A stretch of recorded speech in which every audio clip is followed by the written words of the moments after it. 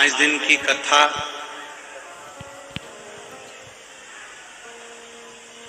और सालों की तैयारी रहती है, वर्षों की तैयारी रहती है, तब जाकर कोई कार्यक्रम हो पाता है। पर आपकी अविरल भक्ति, आपका भजन, आपका कीर्तन, आपका मंत्र जाप, आपका स्मरण, ये भगवान से मिलन का एक बिंदु है।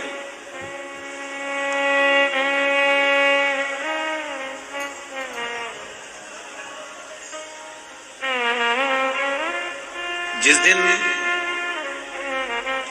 हम संसार के भरोसे ना रहकर भोलेनाथ के भरोसे पर रहना प्रारंभ कर देंगे, उस दिन हमारे घर को, परिवार को, कुटुंब को और हमको चलाने वाला कोई दूसरा नहीं रहेगा, मेरा शंभू ही रहेगा।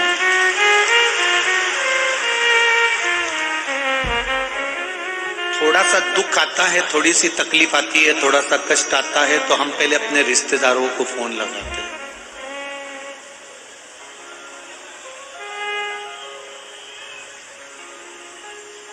थोड़ी सी तकलीफ आई, थोड़ा सा दुख आया, तो हमने अपने रिश्तेदारों को फोन लगाया, हमने अपनों को फोन लगाया, अपने परिवार वालों को फोन लगाया, सबसे जाकर कहा। तब भी वो अगर काम नहीं होता, तब आखिरी में हम फिर ना जाने कहां कहां चले जाते हैं, कहीं तंत्र में, कहीं मंत्र में, कहीं विद्या में, कहीं जादू में, कहीं टोने में, कहीं कहीं कहीं कहीं।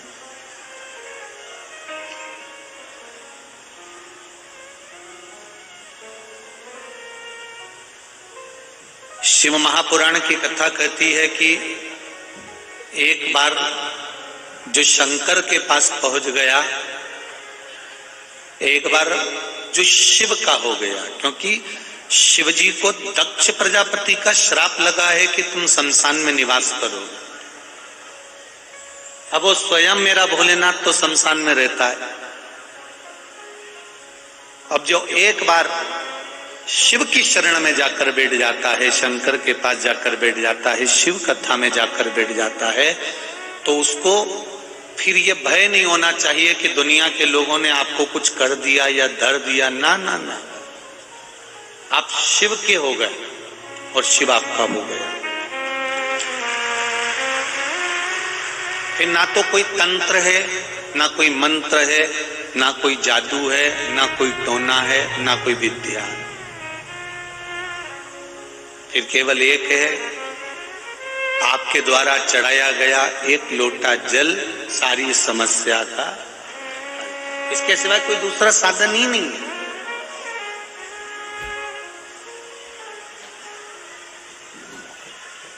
आपका भजन, आपका कीर्तन, आपका मंत्र जाप,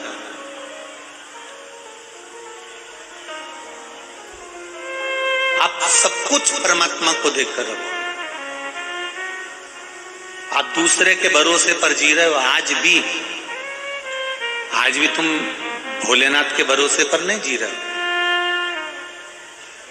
कोई दूसरा तुमको चला रहा है। अब आप कहोगे गुरुजी हमको कोई दूसरा चला ही नहीं सकता, हम तो अपने आप में जी रहे हैं। अगर आप अपने आप में जीते होते तो किसी ने कुछ बोला, अपशब्द कहा, तो तुम्हें बुरा लगा कि नहीं लगा? बोलो तो जम के लगेगा ना बुरा। मतलब उसने कुछ कहा तो तुम्हें बुरा लगा, मतलब वो तुमको चला रहा। उसने अच्छा बोला, तुमको अच्छा लगा, मतलब वो तुमको चला रहा है। तुम्हारे मन को उसने काबू में कर रखा। जब किसी की बात का बुरा ना लगे, कोई तारीफ भी करे तो भी अच्छा ना लगे, बस ये लगे कि मैं पृथ्वी पर आया हूं और मेरा परिवार, मेरा घर, मैं खुद मेरे महादेव का दिया हुआ हूं, तो मेरा महादेव ही अच्छा और बुरा कर सकता है।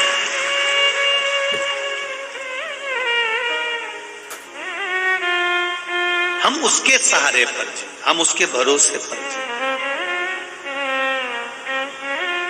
लोग कहते हैं मेरे साथ में इतने लोग हैं, मेरे साथ में 1000 लोगों की टीम खड़ी है। गुरुजी मेरे साथ में 50 लोगों की टीम खड़ी है, मेरे साथ में 2000 लोग मेरे से कदम मिलाकर चलते हैं, हजारों लोग मेरे साथ में चलते हैं। ये आपके साथ में नहीं चलते, ये आपके समय के साथ में चलते हैं। आपका समय अच्छा है इसलिए हजारों लोग तुम्हारे साथ में चल रहे हैं, और आपका समय अच्छा नहीं होगा तो कोई तुम्हारे साथ नहीं चलेगा। ये कहना भूल जाओ कि मेरे साथ 1000 लोग चल रहे हैं, 10,000 लोग चल रहे हैं, 50,000 लोग चल रहे हैं, 25,000 लोग चल रहे हैं, ये आपके साथ नहीं चलती, ये आपके समय के साथ चलती। समय जिसका ठीक है उसके साथ दुनिया चलेगी, और जिसका समय बिगड़ गया उसके साथ कोई नहीं चलेगा। समय नहीं बिगड़ना चाहिए। इसलिए पहले दिन की कथा में कहा था, एक होता है वक्ता और एक होता है वक्त।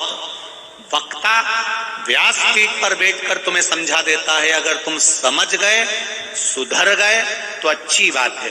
वक्ता से अगर सुधर जाओगे तो फिर वक्त तुम्हें नहीं सुधारेगा, अगर वक्त सुधारेगा तो तुम्हें धाई धाई रुलाकर सुधारेगा। इसलिए वक्ता से सुधर जाओगे तो जिंदगी सार्थक हो सकती। और दुनिया का सबसे श्रेष्ठ वक्ता, दुनिया का सर्वश्रेष्ठ कथाकार,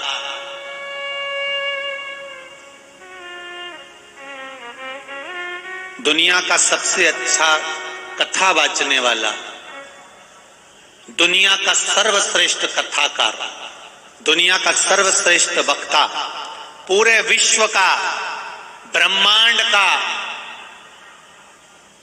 प्रत्येक जगह का सबसे अच्छा अगर कोई वक्ता है, सबसे अच्छा यदि कोई वक्ता हुआ है, सबसे अच्छा अगर कोई कथाकार हुआ है तो केवल एक हुए हैं, वो हैं भगवान शंकर, जो अपनी धर्म पत्नी पार्वती को कथा सुना रहे हैं।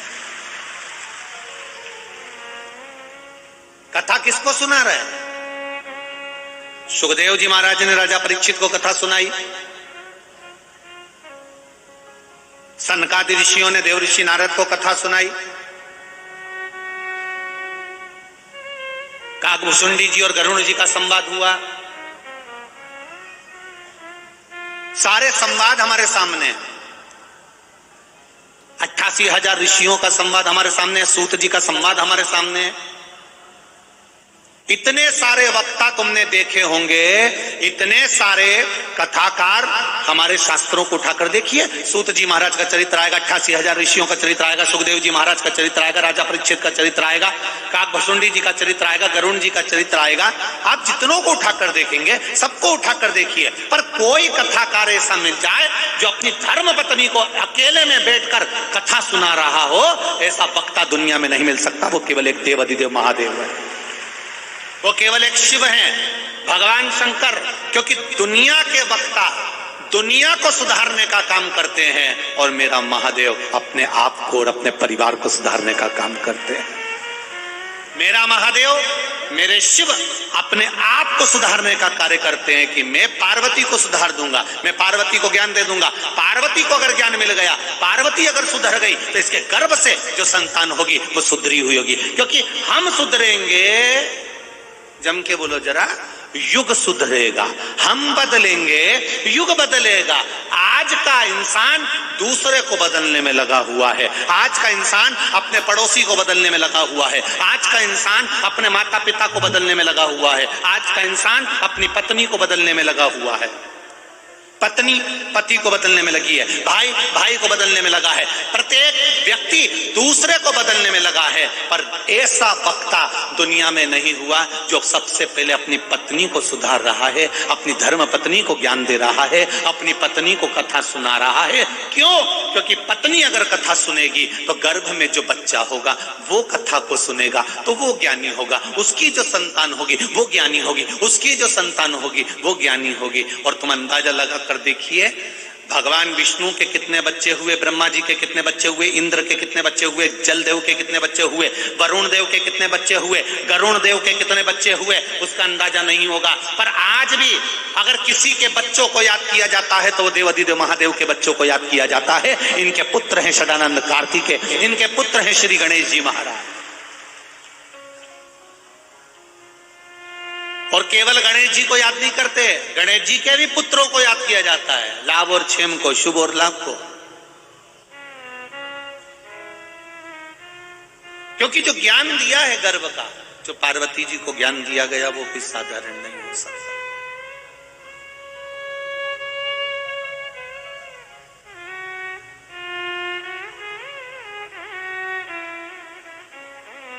उसका कोई बात नहीं।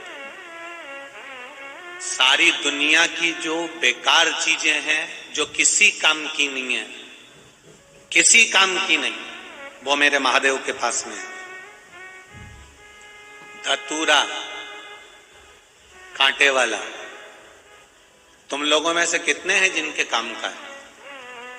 किसी के काम का नहीं, वो शंकर जी को चढ़ता है। बेलपत्र जो किसी के काम की चीज नहीं, वो शिव जी को चढ़ती है। जो किसी काम का नहीं है, वो शंकर जी ने अपना बनाया। आप में से कितने लोग हैं जिनके काम सांप आता हो? किसी के काम आता है? नहीं, वो शिव जी के पास। त्रिशूल, डमरू, भस्म, लोग भस्म से बर्तन मांज कर राख हो जाए, राखोड़ी हो जाए, तो उस राखोड़ी से बर्तन मांजकर, भस्म से बर्तन मांजकर राख को फेंक देते हैं, राखोड़ी को फेंक देते हैं। शिव अपने तन पर लगाकर रखते हैं। जो किसी काम की चीज नहीं है, वो मेरे देवादिदेव महादेव ने उसको अपने पास रखकर कीमती बनाया। मेरे भगवान भोलेनाथ ने जो किसी काम की चीज नहीं होती, उसको कीमत वाला मेरे महादेव ने बनाया।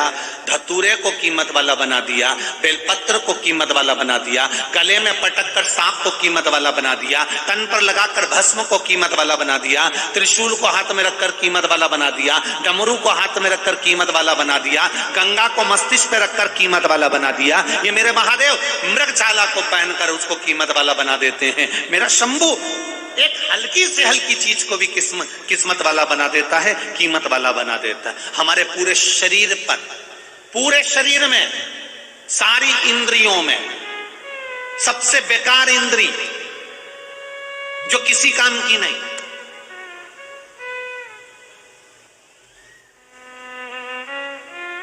जो चली भी जाए तो उसकी जगह दूसरी इंद्री काम कर सकती है, वो एक ही इंद्री है जो किसी काम की नहीं है, हमारी नासिका।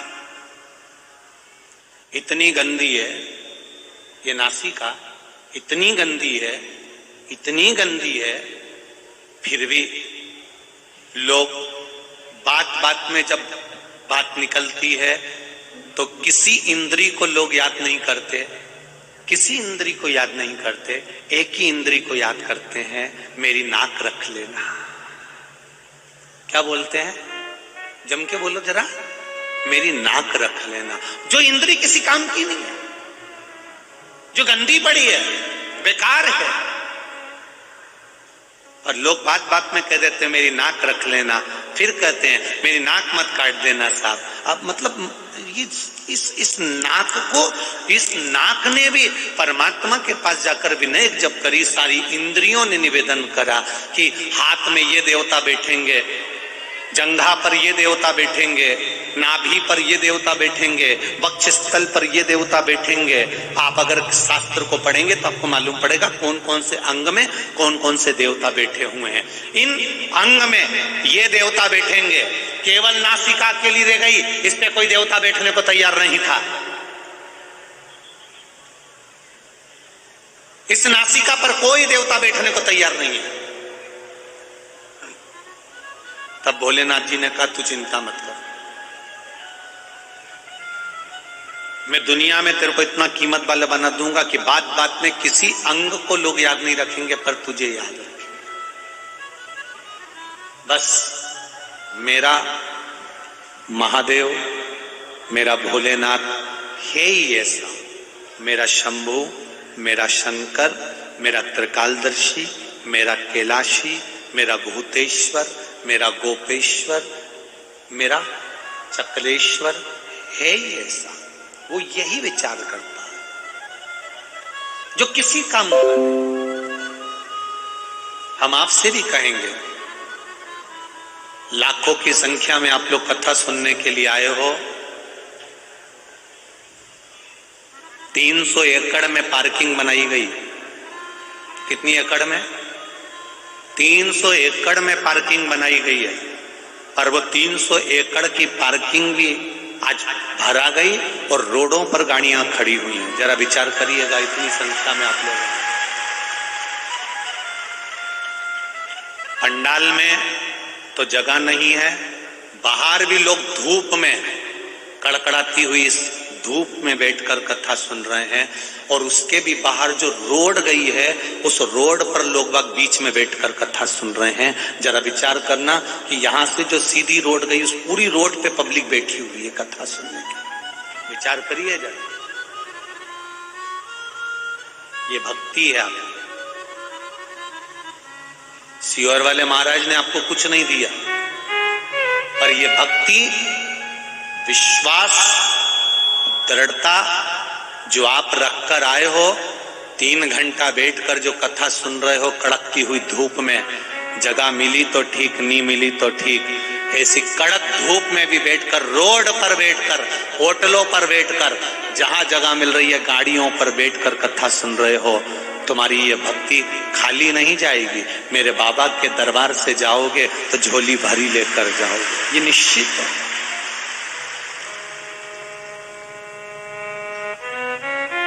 पूछते हैं लोग,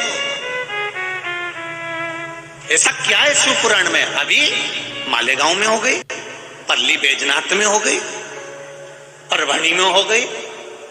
सोच रहे थे कि थोड़े मालेगांव में हुई है तो थोड़ी यहां पर लोग, अब भी हुई है तो कम पहुंचेंगे, पर मालेगांव का भी रिकॉर्ड तोड़ दिया और यहां इतनी संख्या में आप लोग आए। क्या है शिव तत्व में? क्या है शंकर की कथा?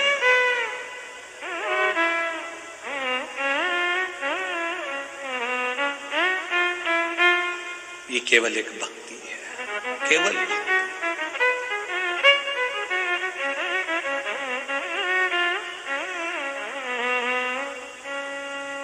और तेरी कृपा बिना न हिले एक भी अनु, लेते श्वास तेरी कृपा से तनो तनो। बखान क्या करूं मैं राखोगे का, चपटी भभूत में खजाना डूबेगा। हे गंगाधार मुक्ति द्वार ओमकार तू, भोले ओमकार तू। आयु शरण की हारी शंभु तार तार तू। ये अविरल विश्वास, दृढ़ता। आप दूसरे के भरोसे पर मत जियो।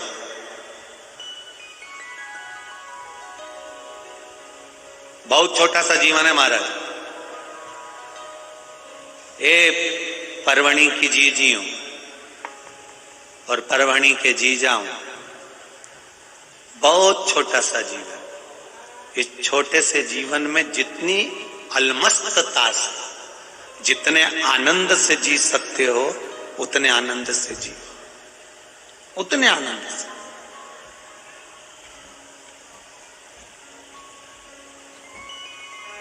प्रसन्नता में खुश रहकर,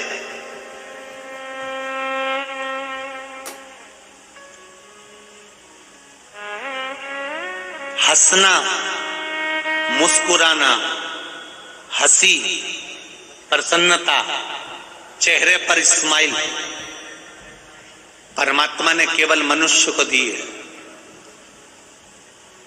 बाकी के किसी को नहीं दी।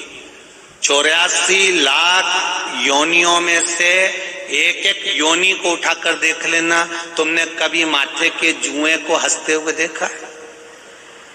अरे बोलो तो जम के नहीं। मछली को, कुत्ता को मुस्कुराते देखा है? सूअर को, हाथी को हंसते हुए देखा है? नहीं। किसी जानवर को, किसी पशु पक्षी को हंसी नहीं दी भगवान ने, किसी को नहीं दी। केवल एक मनुष्य को दी है, मानव। पार्वती जी ने शिव जी से पूछा था ये प्रश्न कि आपने ये मनुष्य को स्माइल, प्रसन्नता, मुस्कुराहट, हंसी क्यों दी है? किस लिए दी है? शंकर भगवान ने कहा ये मुस्कुराहट, ये हंसी, ये स्माइल उसको इसलिए दी है कि ये भी एक इबादत है, ये भी एक प्रार्थना है, ये भी एक भक्ति है। दुनिया का कितना बड़ा भी दुख आ जाए, कितना भी गम आ जाए, कितनी भी तकलीफ आ जाए, और तुम्हारे चेहरे पर अगर मुस्कुराहट है, स्माइल है, हंसी है, तो वो दुख अपने आप कट जाएगा। ये स्माइल दी है परमात्मा।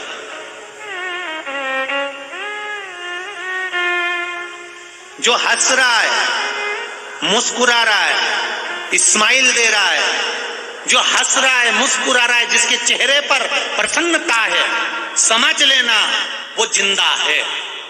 और जो मुसद्दी लाल जैसा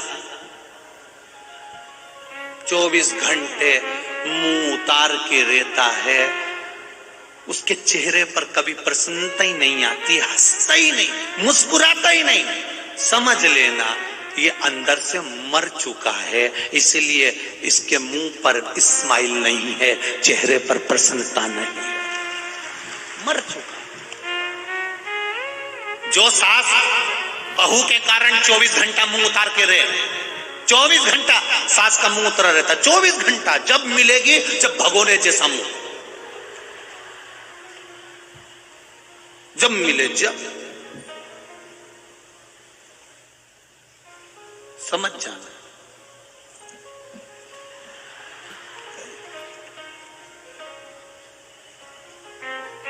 उसको जीना ही नहीं आ रहा। जो बहू 24 घंटा मुंह भगोने जैसा रखे, जरा जरा सी बात में बस उसके मन का काम नहीं हुआ, मुंह फूल गया, मन का काम नहीं हुआ, मुंह फूल गया, मन का काम नहीं हुआ, मुंह फूल गया। समझ ले।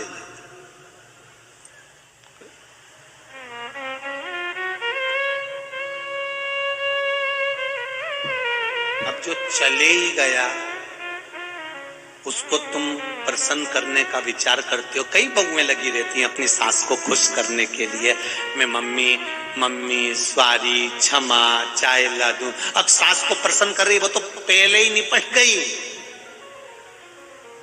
अगर निपटी नहीं होती तो प्रसन्न रहती, उसको ये अंदाजा रहता कि मेरी जिंदगी कितनी बड़ी है, 10 साल 20 साल 50 साल जीऊंगी, उसके बाद तो सत्ता इसी की आएगी। और हो सकता है शरीर में कोई रोग आ गया और इसके मैं अधीन हो गई तो।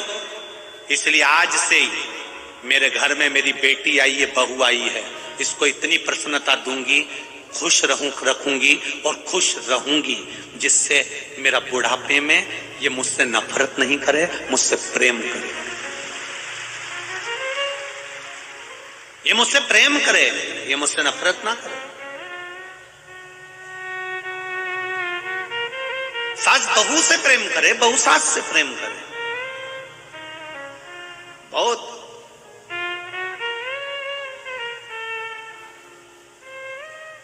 तुम अगर किसी मंदिर में नहीं भी जाओ ना, और तुम दोनों अगर अच्छे से खुश रह लो ना, कौन कौन बोलो बोलो, जम के बोलो जरा, सास और बहू दोनों अच्छे से खुश रह लो ना, तो तुम्हारे घर में अगरबत्ती और दिया लगाने की जरूरत नहीं पड़ेगी। तुम्हारे पतियों ने ऐसे मुस्कुराएंगे, इतने खुश उनके चेहरे की प्रसन्नता आतिशबाजी जैसी है, रोज फटाके फूट रहे हैं, फुलझड़ियां जल रही है।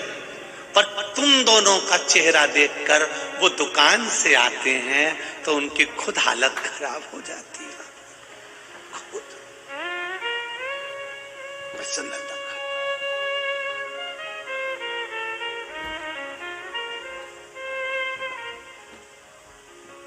क्या लाए थे, क्या ले जाओगे? मुट्ठी बांधे आए थे, जम के बोलो जरा, खाली हाथ जाओगे। ये जिसने भी लिखा है वो गलत लिखा है, इसलिए हमने बोल के बताया। ये जितने तुम कथा सुन रहे हो टीवी पर, मोबाइल पर और यहाँ पंडाल में, तुम कोई भी खाली हाथ नहीं जाओगे। तुम अपना पुण्य, दान, सत्कर्म, भजन, कीर्तन, मंत्र जाप, शिव कथा जो तुमने सुनी है, अपना किया गया भजन, अपना किया गया कीर्तन, अपना किया गया मंत्र जाप, अपना किया गया नाम जाप, आप स्वयं अपने साथ, कोई दूसरा लेकर नहीं जाएगा। आपकी सुनी हुई कथा ये किसी दूसरे के खाते में नहीं जाएगी। तुम्हारी कथा तुम्हारे खाते में इसी मुष्टिका में बंद कर अंत समय तक जाएगी। कोई दूसरी चीज सब बाकी का जो तुमने दुकान पे बैठ के कमाया वो यहीं रह जाना, वो तुम्हारा नहीं है। घर बनाया वो तुम्हारा नहीं है, गाड़ी बंगला तुम्हारा नहीं है, पर जो भजन तुमने किया है, शिव कथा जो तुमने सुनी है, शिव महापुराण की कथा का रसतत्व जो तुमने ग्रहण करा है वो तुम्हारा है। हम दूसरे को ना समझाएं, अपने आप को समझाएं। मेरे महादेव ने पार्वती जी को अमर कथा सुनाई है और वो अमर कथा कोई दूसरी नहीं थी। यही पुराण, यही वेद, यही शास्त्र है, यही श्रीमद् भागवत, यही राम कथा, यही शिव कथा, यही विष्णु पुराण, यही अग्नि पुराण, यही नर्मदा पुराण, यही पद्म पुराण, यही कूर्म पुराण, यही ब्रह्मवेत्ता पुराण, यही नारद पुराण, यही पुराणों को भगवान शिव ने श्रवण करा दिया। शंकर भगवान कोई दूसरी चीज नहीं सुनी। अपने आप को हमने जिस दिन सुधार लिया उस दिन जीवन सुधर गया।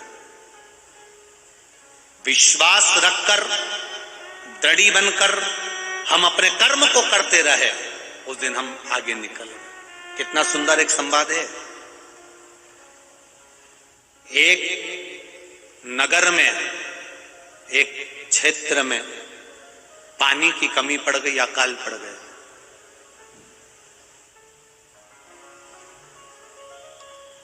12 वर्ष का अकाल था। अब विचार करिएगा, 12 वर्ष में लोग पानी नहीं मिलेगा, अन्न नहीं मिलेगा तो मरेंगे नहीं।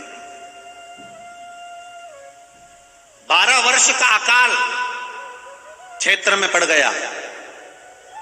कोसों दूर तक पानी नहीं, कोसों दूर, 1000, 2,000 किलोमीटर, 1,500 चले जाओ, पानी नहीं है, अन्न नहीं है।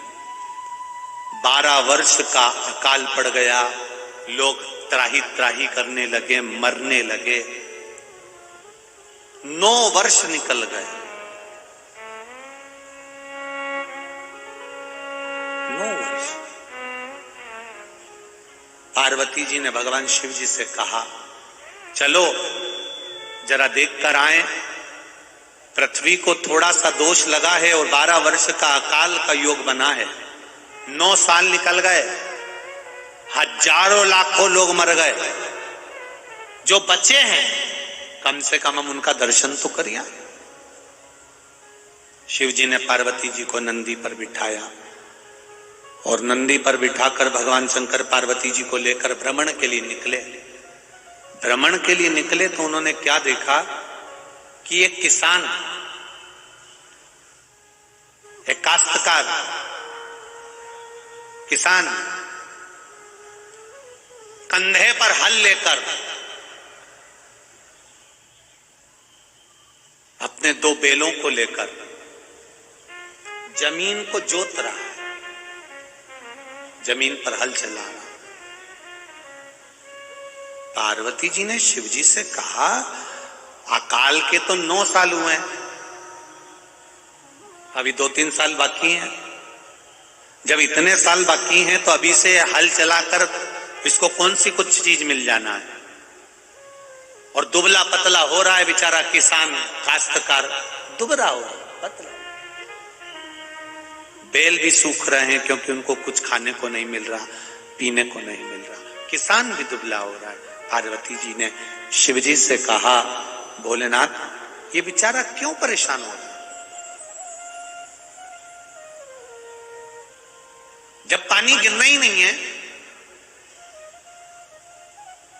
जलवृष्टि होना ही नहीं है, तो हल चलाने से मतलब क्या है किसान को? शिव जी ने कहा मुझे नहीं मालूम, तू पूछिए जाके अब किसान से। पार्वती जी ने एक बूढ़ी माता का रूप धारण करा, किसान के पास जाकर, काश्तकार के पास जाकर पूछा, भैया 12 वर्ष तक अकाल पड़ना है पूरी पृथ्वी पर, तुम्हें मालूम नहीं होगा, पर मुझे किसी संत ने बताया है कि 12 वर्ष तक अकाल पड़ेगा और अभी तो 9 साल हुए हैं। तुम ये हल जमीन पर क्यों चला रहे हो? किस लिए चला रहे हो? किसान ने कहा, माता जी मैं किसान हूं, मेरी आदत है हल चलाने की। अगर मैं नहीं चलाऊंगा तो मैं कहीं शरीर बेकार ना हो जाए, काम करता रहूंगा तो मेरा शरीर अच्छा बना रहेगा। इसलिए मैं हल इसलिए चला रहा हूं कहीं मैं हल चलाना भूल ना जाऊं, इसलिए मैं हल चलाता हूं, रोज चलाता हूं, रोज जमीन को तैयार करता हूं, रोज। तो पानी तो गिर ही नहीं रहा, जलवृष्टि तो हो ही नहीं रही, फिर हल चलाने से मतलब क्या? भले जलवृष्टि ना हो पर अपन अपना कर्म तो करें।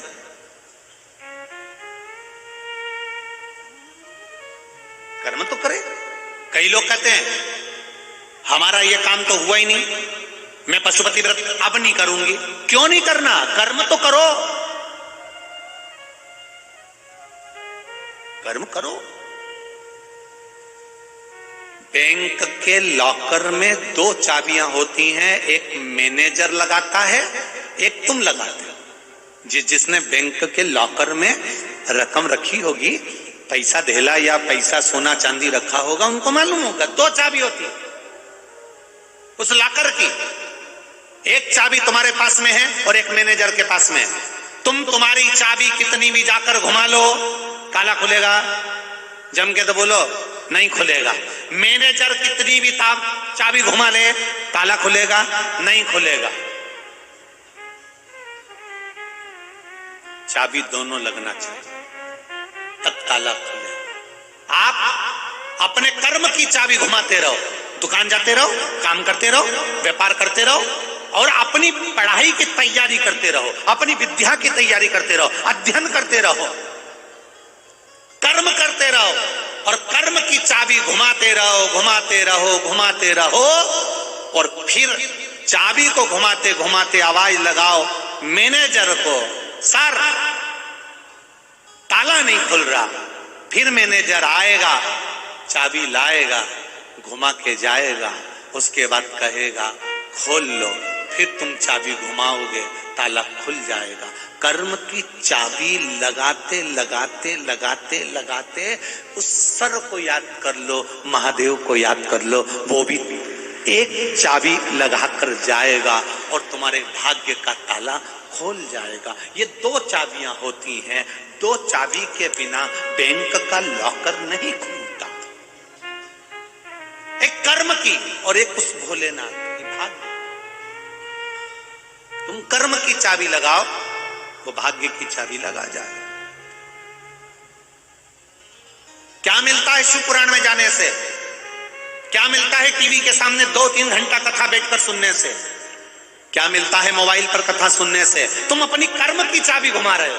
तुम अपना कर्म कर रहे हो, मैं कथा सुनने जाऊंगी, मैं भगवान के दरवाजे पर जाऊंगी, मैं 2 कदम चलकर परमात्मा के द्वार जाऊंगी, मैं अपने गांव से गाड़ी में बैठकर शिव महापुराण की कथा सुनने के लिए जाऊंगी, मैं अगर शंकर की कथा तक जाऊंगी तो ये मेरा विश्वास करता है कि वो महादेव भी कैलाश से मेरे दरवाजे पर आएगा। कर्म करते रहो, कर्म की चाबी घुमाते रहो, वो महादेव भाग्य की चाबी घुमाकर जरूर जाएगा। आप अपना कर्म से पीछे क्यों हटना? क्यों हम अपने कर्म से पीछे हटे? करिए कर्म।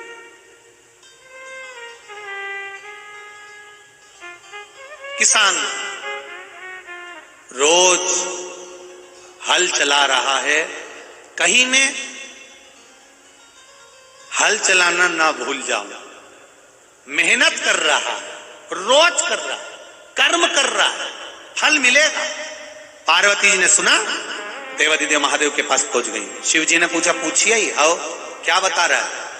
किसान बोल रहा है कि मैं हल चलाना भूल ना जाऊं, इसलिए रोज हल चलाता हूं। गांव के सब लोग उस पे हंसते हैं, ठिठोली उड़ाते हैं कि रोज हल चढ़ाता है। उसी तरह दुनिया के लोग आप पर भी हंसेंगे, ठिठोली उड़ाएंगे।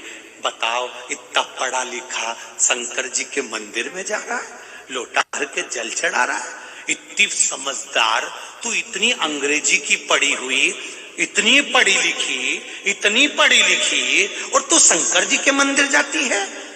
दुनिया के लोग कहेंगे बेटियों से, दुनिया के लोग कहेंगे बेटों से, दुनिया के लोग कहेंगे आपसे, पढ़े लिखे जमाने में रहते हो, आज के युग में जियो, क्यों महाराज के चक्कर में पड़े हो और शंकर जी के मंदिर क्यों जा रहे हो? ये दुनिया के लोग हंसेंगे, ठिठोली उड़ाएंगे, कहेंगे। पर किसान को भी लोग कहते थे, पानी नहीं गिर रहा तो हल क्यों चला रहा है, पानी नहीं गिर रहा तो हल क्यों चला रहा है। पर उसने हल चलाना बंद नहीं करा। पार्वती जी ने शिव जी से कह दिया, भोलेनाथ वो किसान हल चलाना ना भूल जाए, इसलिए वो रोज हल चलाता है। अब मुझे टेंशन बहुत सारी हो गई है। शिव जी ने पूछा, तुझे काहे की टेंशन हो गई?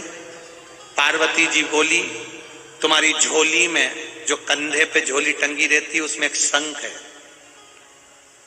जिसको वर्षा शंख कहते हैं।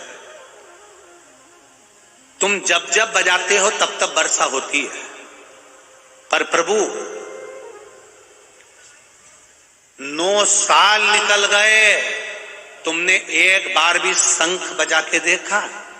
शिव जी बोले, उससे क्या होगा?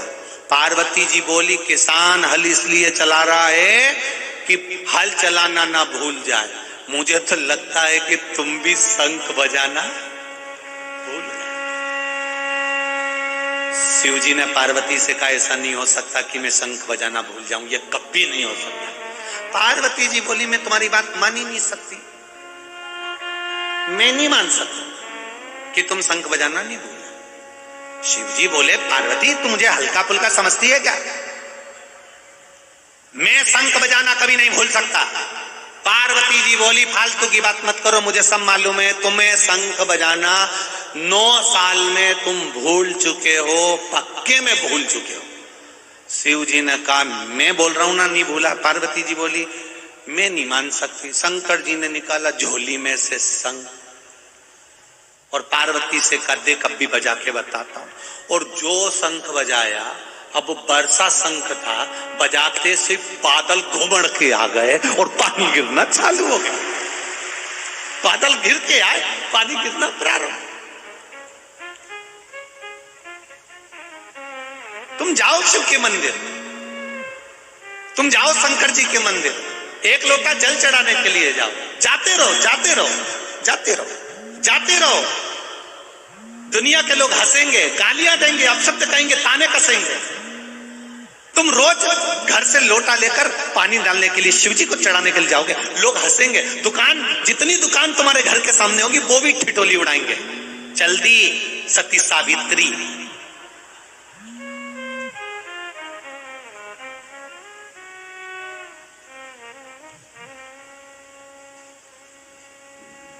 तो तुकाराम जी को लोगों ने अपशब्द कहा, एकनाथ जी को लोगों ने अपशब्द कहा, ज्ञानेश्वर जी को लोगों ने अपशब्द कहा, नामदेव जी को लोगों ने अपशब्द कहा, जनाबाई को लोगों ने अपशब्द कहा, मुक्ताबाई को लोगों ने अपशब्द कहा, मीराबाई को कहा, कर्माबाई को कहा। अगर ये दुनिया के लोग अपशब्द कहते थे और ये इनके कहने में अगर रुक जाती ना, मीरा, जना, मुक्ता अगर इनके कहने पे रुक जाती तो इनको गिरधर और हरि विठल नहीं मिलता, ये पक्का था। ये की नहीं, ये इनके कहने पर नहीं रुकी, चलती रही, जाती रही। तुमसे कोई कहे शिव मंदिर क्यों जा रहे हो, तुमसे कोई कहे शंकर जी के मंदिर जाने से क्या मिलता है,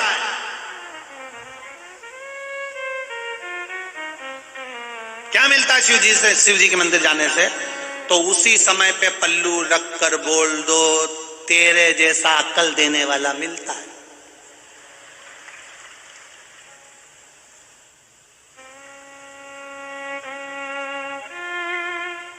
लोग होटल जाते हैं तो कभी तुमने पूछा उससे कि होटल जाने से क्या मिलता है? मॉल में लोग घूमते हैं तो कभी पूछो उससे मॉल में जाने से क्या मिलता है? फिल्म देखने जाएं तो उनसे पूछो थिएटर में जाने से क्या मिलता है, फिल्म देखने से क्या मिलता है? लोग ना फिल्म वाले को टोकते हैं, ना होटल वालों को टोकते हैं, ना मॉल वाले को टोकते हैं, ना रोड पे घूमने वाले को टोकते हैं। दुनिया के लोग टोकते हैं तो केवल मंदिर जाने वाले को ही टोकते हैं। चल दी, क्या करोगे, क्या रखा, क्या काम?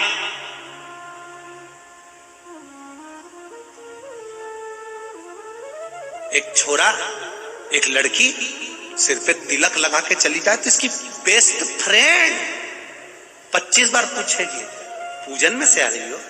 आज तुम्हारे यहाँ पूजन थी क्या? आज तुम्हारे यहाँ कोई पाठ था क्या? तो वो पूछे क्यों, क्या हो गया? तूने तिलक लगाया है ना।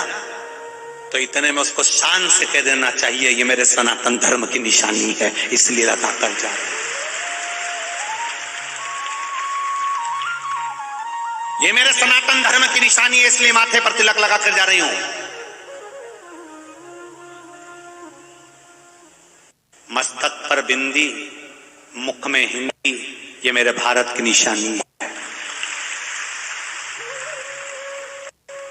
माथे पर बिंदी हो, मुख में हिंदी हो, ये मेरे भारत की निशानी है। पर लोग उसे मिटाते जा रहे, मिटाते जा रहे, मिटाते जा रहे। पहले इतनी बड़ी महाराष्ट्र की जनाबाई मेरी रुक्मणी जी,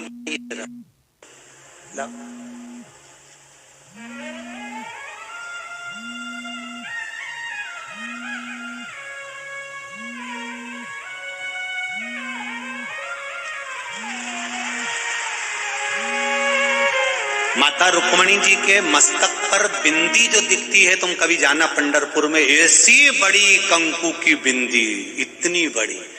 रुक्मणी जी भी कह रही हैं मस्तक की शोभा ए मेरी परभणी की जीजियों बिंदी से है, इसलिए लगाना चाहिए। ये रुक्मणी माँ भी कह रही है, ये माता रुक्मणी भी कह रही है कि लगाओ बिंदी। अब हम क्या लगा रहे हैं? बिंदी भी देख रहे हैं तो कितनी बड़ी नहीं, दिखना नहीं चाहिए।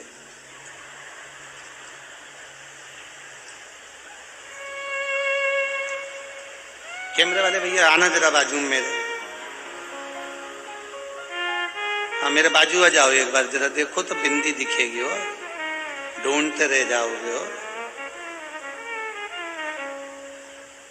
ऐसी छोटी सी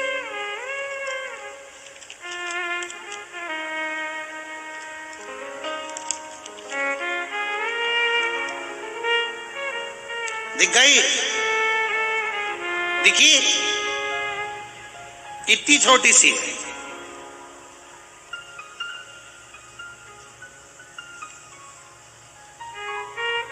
ये निशानी है हमारी।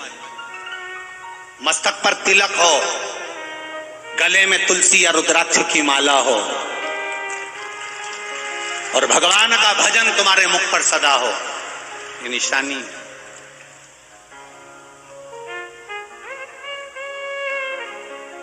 ये निशानी है। पर पता नहीं आप लोगों को कौन ने कह दिया कि ज्यादा बड़ी टिकी नहीं लगाना। कोई ने बोला कुछ था, तुम समझ कुछ गई।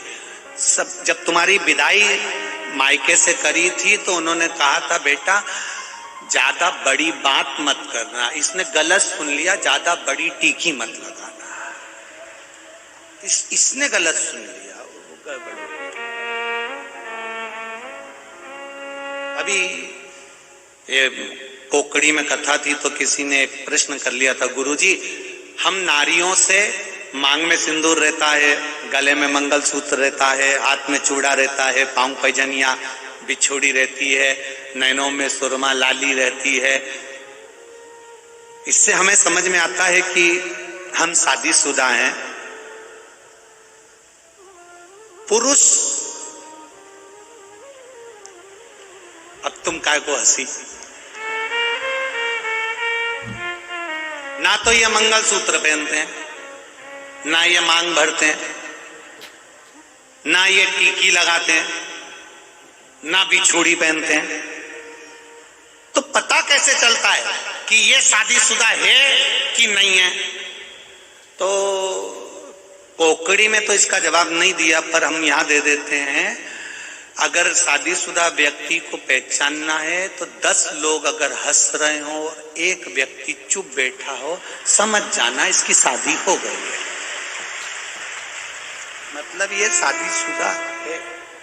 इसके चेहरे से जब स्माइल चली जाए खत्म हो जाए। जब भी बैठेगा पत्नी मुस्कुराने की बात करे, पत्नी हंसी की बात करे, और ये जब हंसे तक नहीं।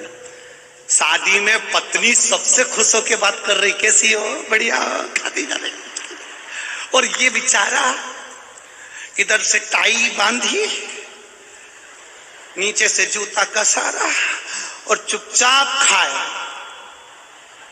समझ लेना शादीशुदा है, पहचान अलग दिख जाएगा, शादी हो जाए बिखरा।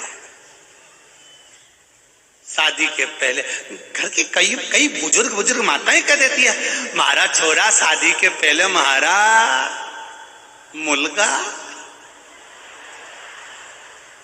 शादी के पहले माझा मुलगा।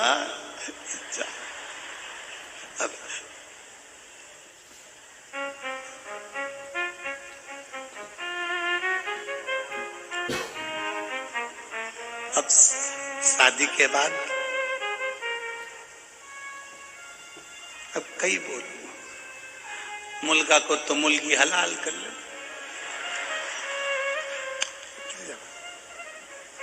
शंभू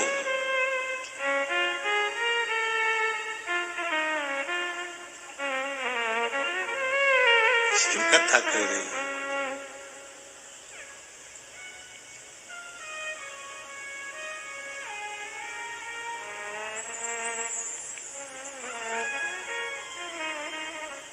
समझाना बड़ा मुश्किल है,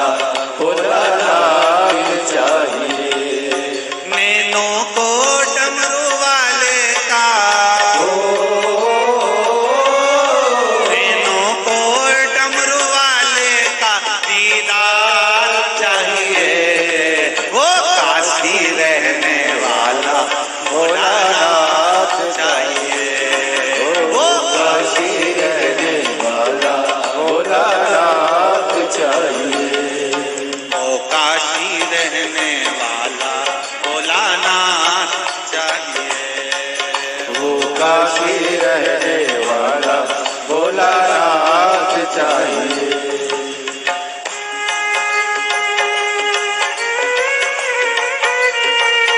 हरि बोल।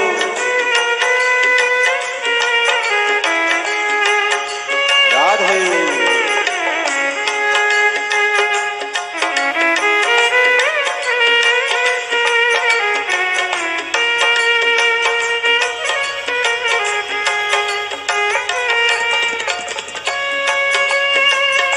हे विठ्ठला।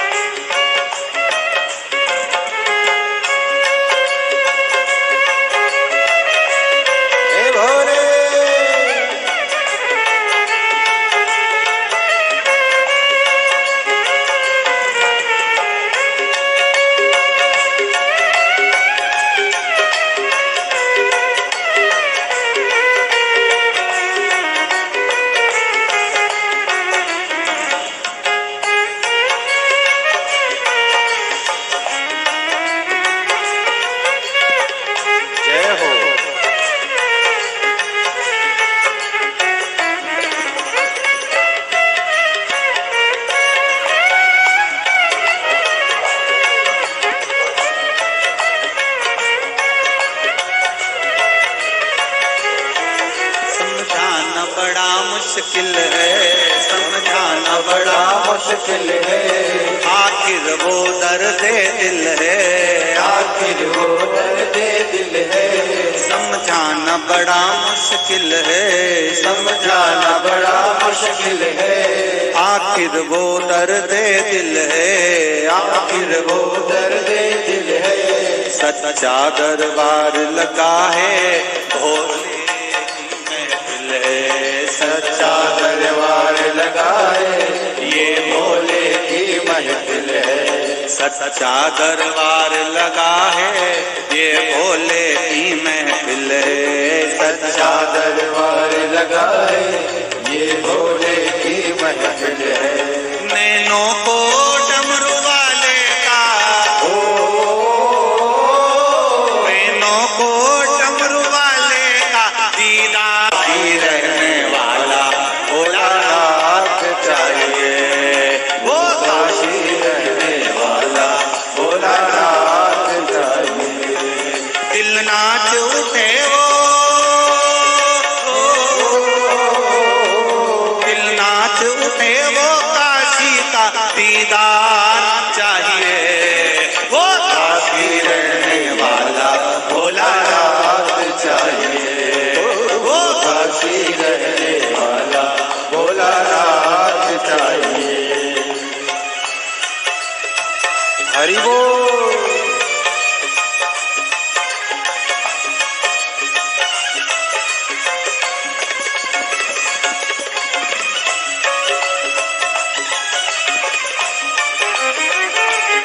हे भोले।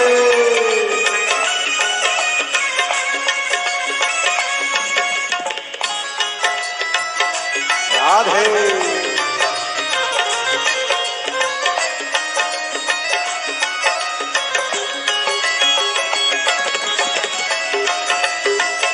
जय हो।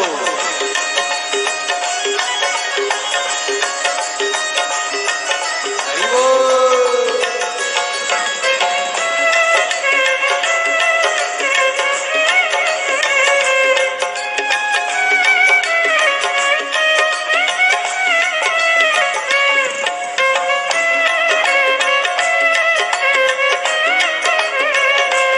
हर भोले।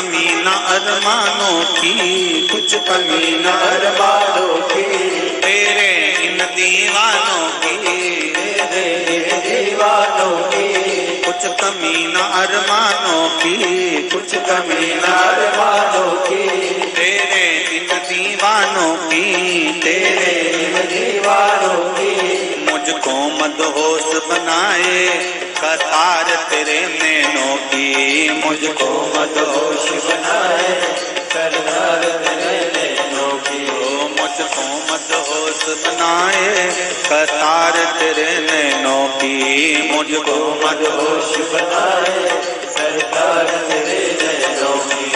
दिल नाच उठे वो, दिल नाच उठे वो काशी का दीदार चाहिए, वो काशी रहने वाला चाहिए, वो काशी रहने वाला भोलानाथ चाहिए। नैनों को डमरू वाले का, नैनों को डमरू वाले का दीदार चाहिए, वो काशी रहने वाला भोलानाथ चाहिए, वो काशी रहने वाला भोलानाथ चाहिए।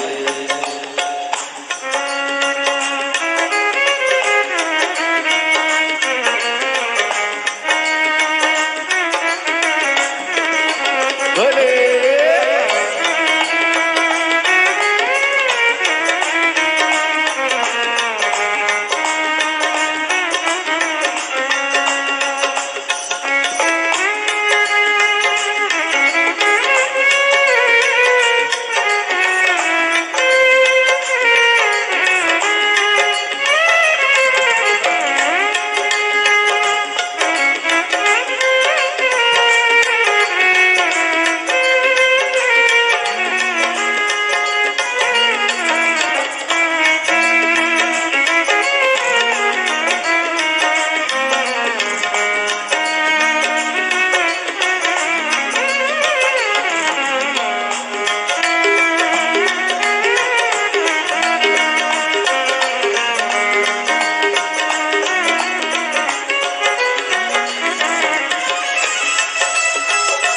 हरि बोल, राधे राधे।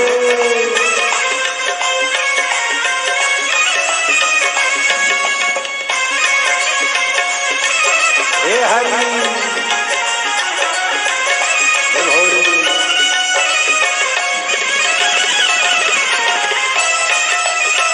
जय हो।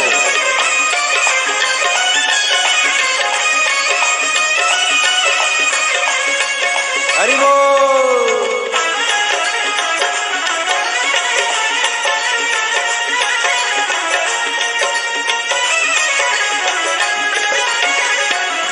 राधे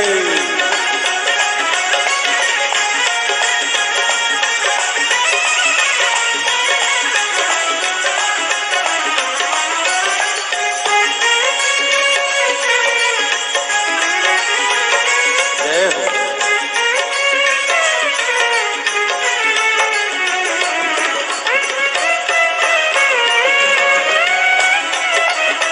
जय हो।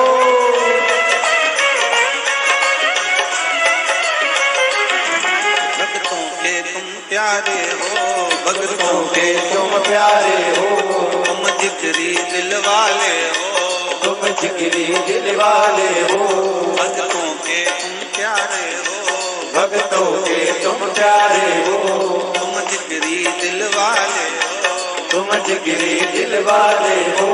कितनों पर डोरे डाले फिर नैन बड़े मत वाले, कितनों पे डोले डाले तेरे नैन बड़े मतवाले, कितनों पे डोरे डाले तेरे नैन बड़े मत वाले, कितनों पे डोले डाले तेरे नैन बड़े मतवाले। नैनों को डमरू वाले का, नैनों को डमरू वाले का दीदार चाहिए, वो काशी रहने वाला भोलानाथ चाहिए।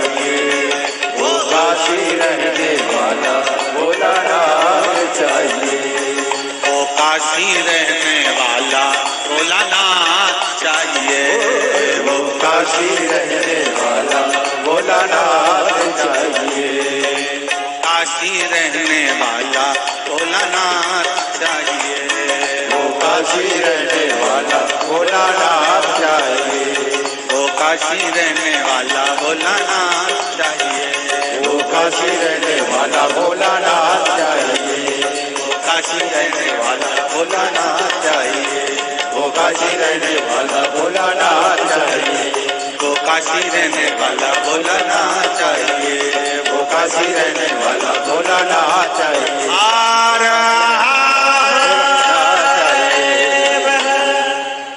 भगवान शिव की कथा कह रही है, भगवान की अविरल भक्ति और मुक्ति की कथा कह रही है। समझाना बड़ा मुश्किल है, आखिर वो दर्द है, सच्चा दरबार लगा है, ये भोले की महफिल है, सच्चा दरबार लगा है, ये भोले की महफिल है। नैनों को डमरू वाले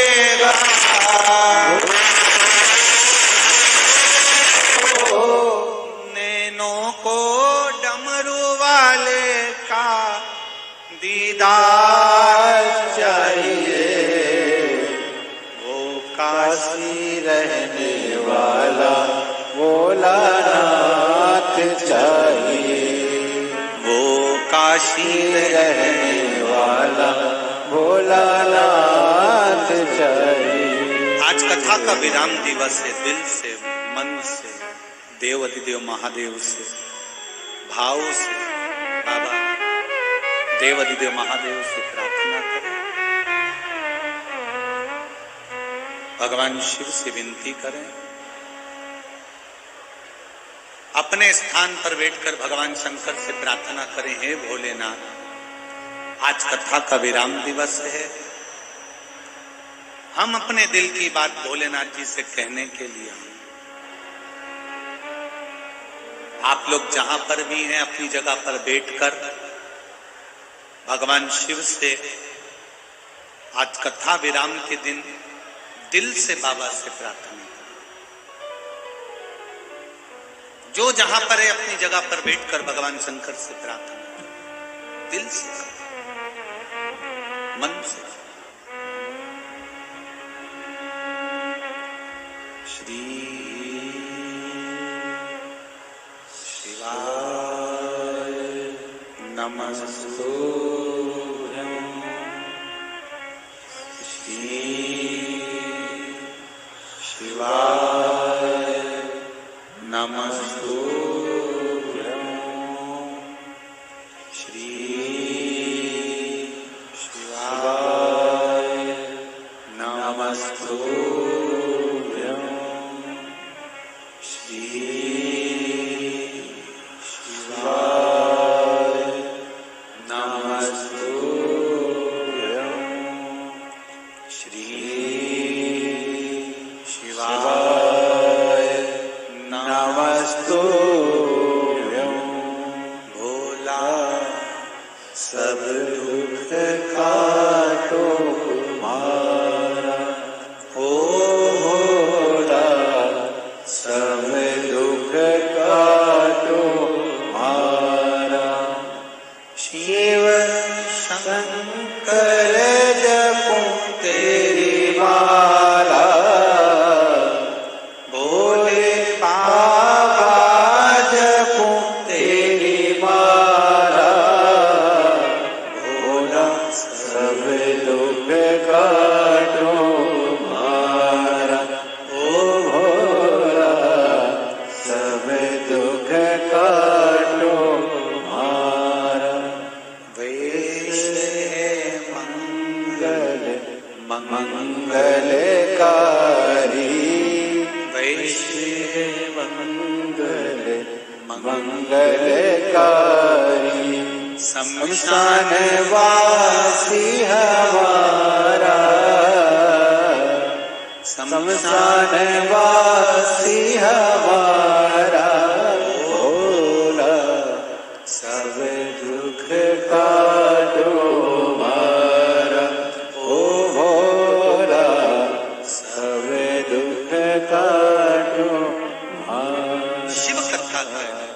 भगवान शंकर का संवाद कराए, विश्वास को दृढ़ बनाओ।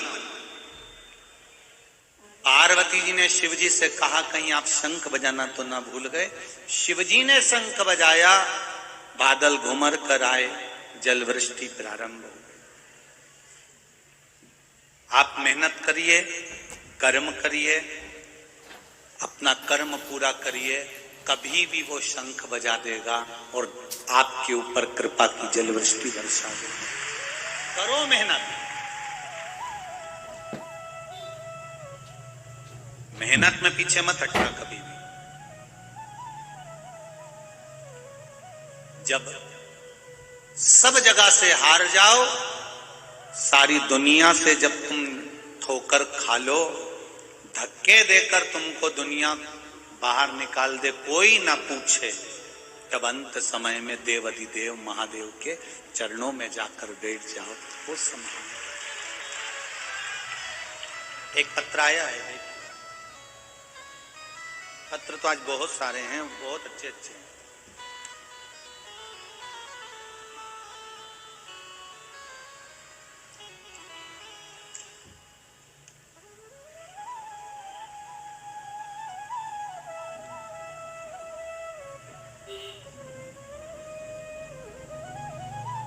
इसमें लिखा है, यह पुष्टा छोटा सा था, पत्र बहुत सारा लिखना था, मेरे पास कागज नहीं था, इसलिए इस पे लिख दिया। जिसने लिखा है इस पुष्टे पर, वो अपनी जगह पर खड़े हो जाना। शिव भोले का क्या बखान करूं गुरुदेव, 13 साल हो गए थे मेरे यहां संतान नहीं थी। 13 वर्ष से कोई संतान का सुख नहीं था। जिसने लिखा हो अपनी जगह खड़े होकर दोनों हाथ हिला देना। 13 वर्ष से संतान नहीं है गुरुदेव। हर जगह से आस छोड़ दी थी। आड़ा टेढ़ा लोग कहते थे,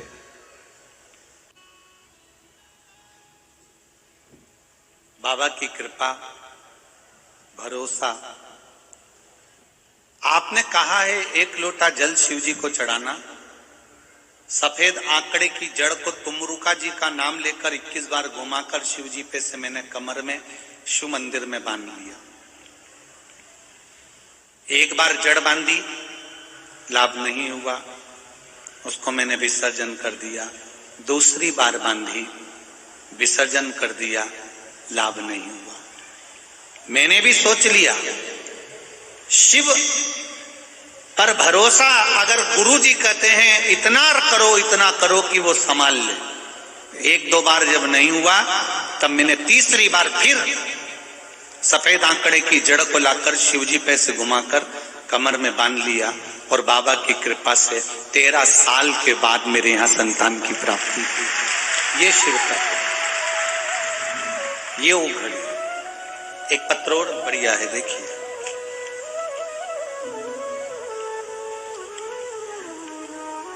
माधुरी शाह सिंधे, मैं सेलू की रहने वाली हूं। कहीं बैठी हो तो हाथ हिला सकती हैं, कहीं बैठी हो तो अपना हाथ हिला सकती हैं।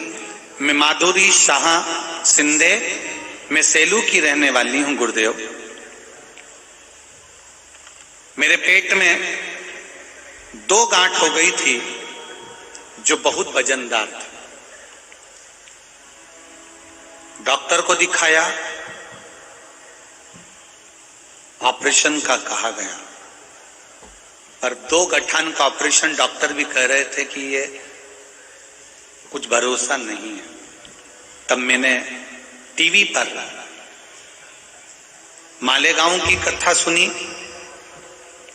कौकड़ी की कथा सुनी। ये दोनों कथा सुनी और नियम लेकर मैंने टीवी के सामने कथा को सुना। शिवजी पर जल चढ़ाना, पानी पीना प्रारंभ करा, एक बेलपत्र खाना प्रारंभ करा। 2 कथा का नियम लिया था और फिर मैंने बाबा से कहा था तीसरी कथा जहां भी होगी वहां प्रणाम करने के लिए, धोख लगाने, प्रणाम करने के लिए जाऊंगी। बाबा, मेरे पेट की गठाने दोनों गल जाएं। बाबा की कृपा हुई, 2 कथा पूरी सुनी और मैंने फिर सोनोग्राफी करवाया। गुरुजी, मैं अपना फोटो भी लगा रही हूँ, मोबाइल नंबर भी लिख रही हूँ कि भोले पर विश्वास क्या होता है। टीवी के सामने कथा सुनी, जल पीती, बेलपत्र खाती, और आज तीसरी कथा में मुझे बाबा ने सोनोग्राफी जब करवाई तो मेरी दोनों गठाने गल चुकी थी, तो मैं यहाँ आई हूँ बाबा को प्रणाम करने के लिए। अपना फोटो भी मैंने लगाया, टीवी पे देख रहे होंगे आप लोग, मैं फोटो भी लगा रही, मेरा मोबाइल नंबर भी लिख रही, मेरा शिव, मेरा ओघड़ी, मेरा भोलेनाथ, मेरा शंभू, मेरा त्रिकालदर्शी, मेरा कैलाश, अविनाश, क्या नहीं देखा। एक पत्रोड़ देखिए, मेरा नाम मयूरी पवार है। मेरी शादी को 7 साल हो चुके थे। हमने इंदौर, पूना, परभनी, अहमदाबाद, हैदराबाद, जगह जगह पर जाकर इलाज करवाया। कहीं बैठी हो तो हाथ हिला देना, करना चालू करा, और बाबा की ऐसी कृपा हुई गुरुदेव कि मेरे भोलेनाथ ने मेरी गोदी भर दी। 7 साल के बाद मेरे यहाँ संतान हुई है। मैं उसको धोख लगाने, प्रणाम करने आई हूं। एक बार उसको थोड़ा सा ऊंचा कर दो, बस ठीक है। हर हर महादेव, श्री शिवाय नमस्ते। बैठिए, हर हर महादेव। शिव तत्व इसी को,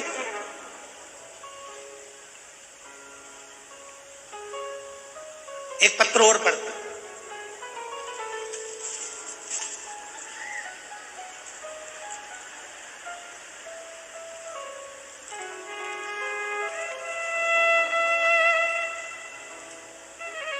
लाइन अच्छी लिखी है।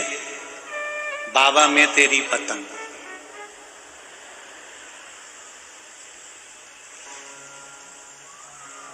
मेरा नाम आकाशा मोतीलाल कन्नौजे है। मैं रहने वाला पुसद जिला यवतमाल से हूं। कहीं बैठे हो तो हाथ हिलाइएगा, कहीं बैठे हो तो हाथ हिलाइएगा।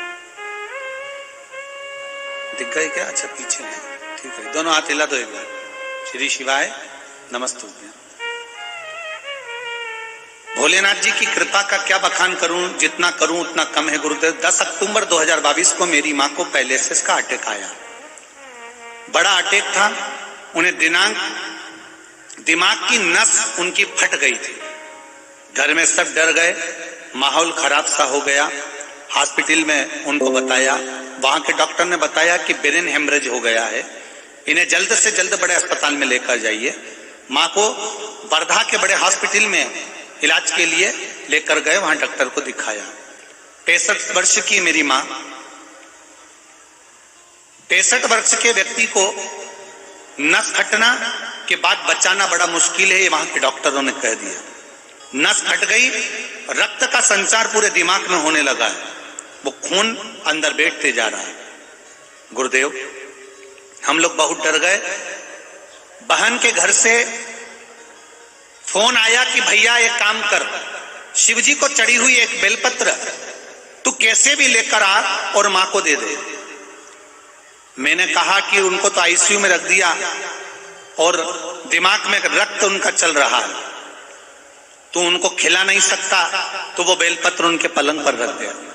मैंने डॉक्टर से बोलकर एक बेलपत्र शिव मंदिर से बुलाकर उनके पलंग पर रख दिया, और पलंग पर रखने के बाद गुरुदेव वही बेलपत्र मेरी मां के हाथ में एक बेलपत्र और पकड़ा दिया।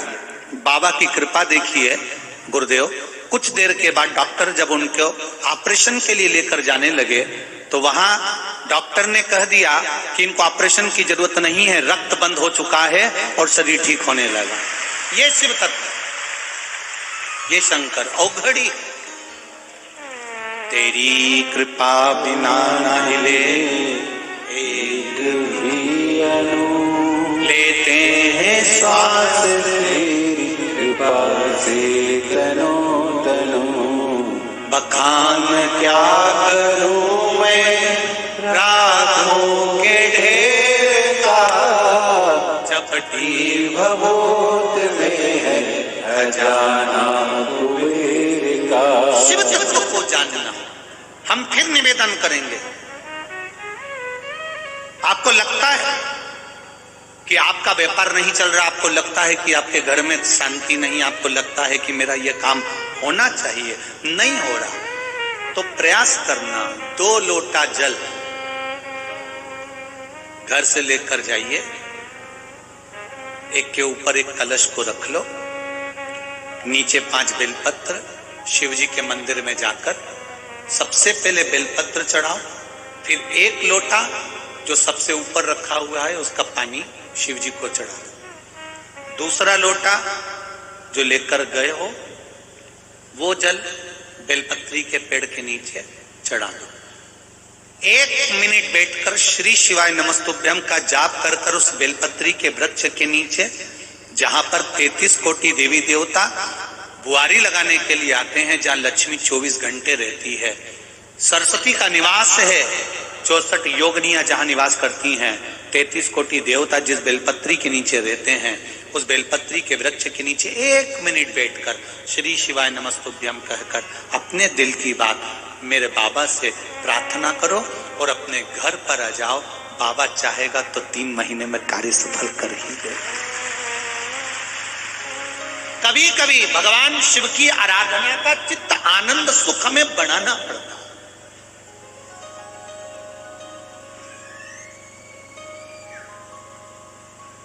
जाओ शिव मंदिर में थोड़ा विश्वास लेकर, थोड़ा भरोसा लेकर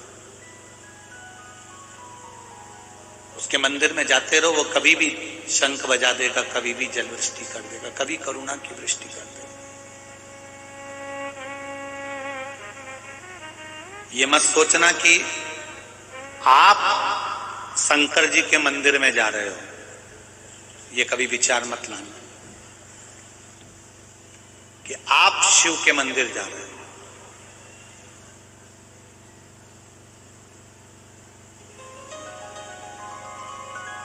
जब संकट कटने लगे,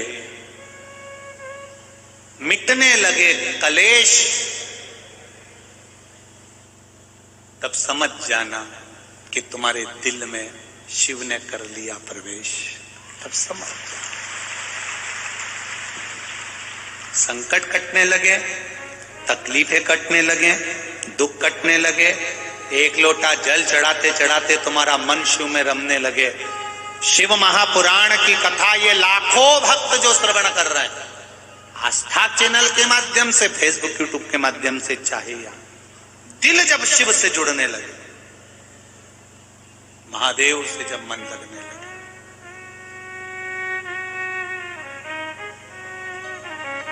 चित्त जब लगने लगे महादेव, समझ लेना अब तुम मंदिर नहीं जा रहे हो, महादेव खुद तुम्हारे अंदर बैठकर तुम्हें मंदिर तक लेकर जा रहे हैं। स्वयं महादेव,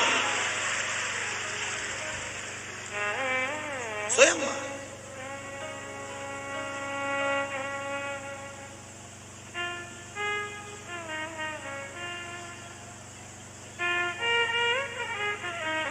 आपकी भक्ति का बल, आपके भजन का बल, आपके कीर्तन का बल, आपके मंत्र का बल, आपकी साधना का बल, आपकी नाम जाप का बल जब बढ़ेगा, भक्ति का बल जब बढ़ेगा, तो अपने आप आपको सुख का अनुभव होने लगेगा। मैंने तेरे ही भरोसे ओ बाबा, तेरे ही भरोसे हवा विच उड़ती जाए, बाबा डोर छड़ी रामन कटली जानी, भोले मैं तेरी पतन शंभो, मैं तेरी पतंग। आपका विश्वास प्रबल करें। शिव महापुराण की कथा कहती है तारकासुर को मारने के लिए भगवान शंकर के पुत्र की जरूरत पड़ी, और पुत्र की जरूरत पड़ी तब पार्वती जी ने सदानंद कार्तिकेय जी को कहा कि तुम तारकासुर को मारो। पर एक बात याद रखना, तारकासुर के हृदय में, तारकासुर के दिल में महादेव विराजमान है, इसलिए बाण छोड़ना पर उनके हृदय में ना लगे, उनके दिल में ना लगे। शरीर में बाण लगेगा चल जाएगा, पर मन में, दिल में नहीं लगना चाहिए, दिल में ना लगे। किसी मंदिर में दिया लगाने से ज्यादा पुण्य मिलता है किसी के चेहरे पर स्माइल लाकर रख दो, उसमें पुण्य। मंदिर में दिया लगाने से ज्यादा पुण्य है किसी साधारण व्यक्ति जिसको भोजन की जरूरत है, पानी की जरूरत है, शिक्षा की जरूरत है, औषधि की जरूरत है, उसकी थोड़ी सी सहायता कर देना, उसके चेहरे पर प्रसन्नता।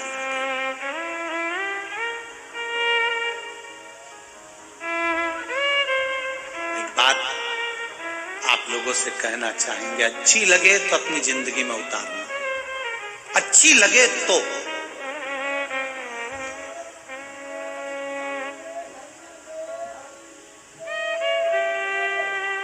बेटा बेटी की शादी हो, बच्चों का विवाह हो किसी के, तो तुम 500 का लिफाफा, 1000 का लिफाफा, 2000 का लिफाफा, 200 का लिफाफा, पॉकेट देओ चाहे मत देओ। पर आज सबसे ज्यादा यदि कुछ खर्च होता है व्यक्ति का, तो जितना शादी में नहीं होता उतना घर में अगर कोई एक व्यक्ति बीमार होकर हॉस्पिटल चले जाए, और उस हॉस्पिटल में जब जांचें चालू होती है, जब दवाइयां चालू होती है, आईसीयू, वेंटिलेटर पर जब पटका जाता है, तब एक साधारण से व्यक्ति का पूरा मकान बिक जाता है, उसकी जिंदगी की सारी पूंजी समाप्त हो जाती है। उस जगह पर परिवार के जितने लोग उसको देखने के लिए जाएं, तुम उनके बच्चों की शादी में कुछ खर्च करो मत करो, लिफाफा दो मत दो, पर उसको जब देखने जाओ तो ये जरूर बोल कर आना, तुम चिंता मत करना, 5000 तक का खर्चा मैं कर सकती हूँ, जब जरूरत पड़े मेरे पास आ जाओ। तुम्हारी कैपेसिटी 500 रुपए की है तो तुम बोल कर आना कि 500 रुपए में भेज दूंगी अगर दवाई में कहीं लग रहा हो। 200 रुपए की कैपेसिटी हो तो 200 रुपए का बोलकर आ जाना, मैं 200 रुपए खर्च कर सकती हूँ, अगर बोलो तो मैं एक ग्लूकोज की बोतल भेज देती हूँ। एक इंजेक्शन का खर्चा मैं उठा लेती हूँ, वो 50 रुपए का मेरी कैपेसिटी है, 50 रुपए की मेरी कैपेसिटी है, मैं 50 रुपए का खर्चा उठा सकती।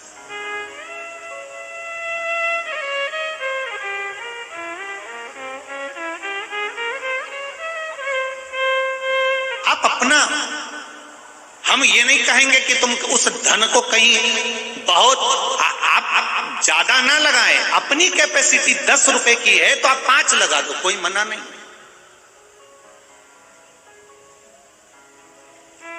लगा दो, थोड़ा परमार्थ की ओर आगे बढ़िए, थोड़ा सा। ये मानव का शरीर कितने समय चलेगा ये किसी को नहीं मालूम है साहब, किसी को नहीं मालूम। कभी कभी आप लोग अपने मोहल्ले में देखना, बिल्कुल जवान की जवान कोई व्यक्ति चला जाता है, जवान की जवान मर गया, एक्सीडेंट हो गया मर गया, अटैक आ गया मर गया, शुगर बढ़ गई मर गया, बीपी मर गया आया मर गया, उसके अचानक मर गया, अचानक।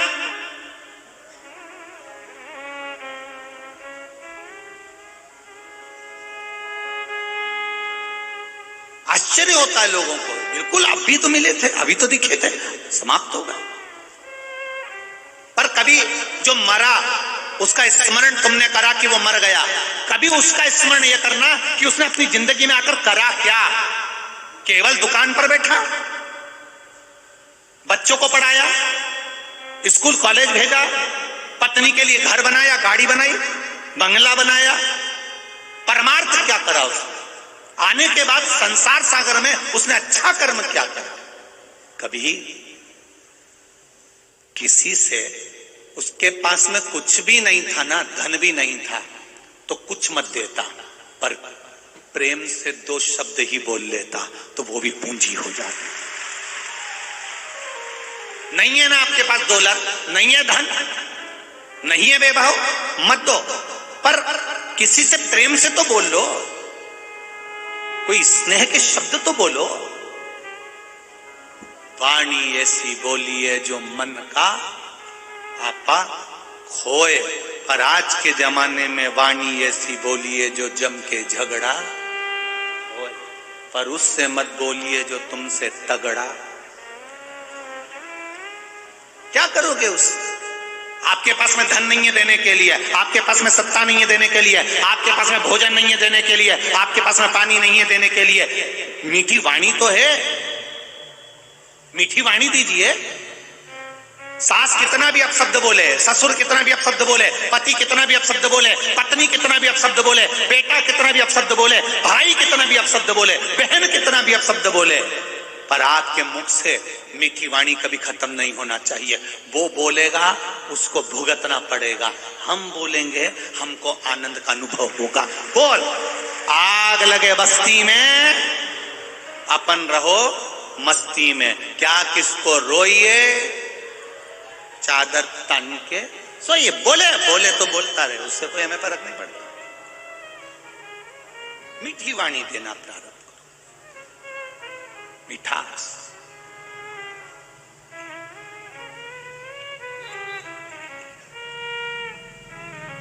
मरने के बाद तो लोग याद करेंगे ही, कितने दिन।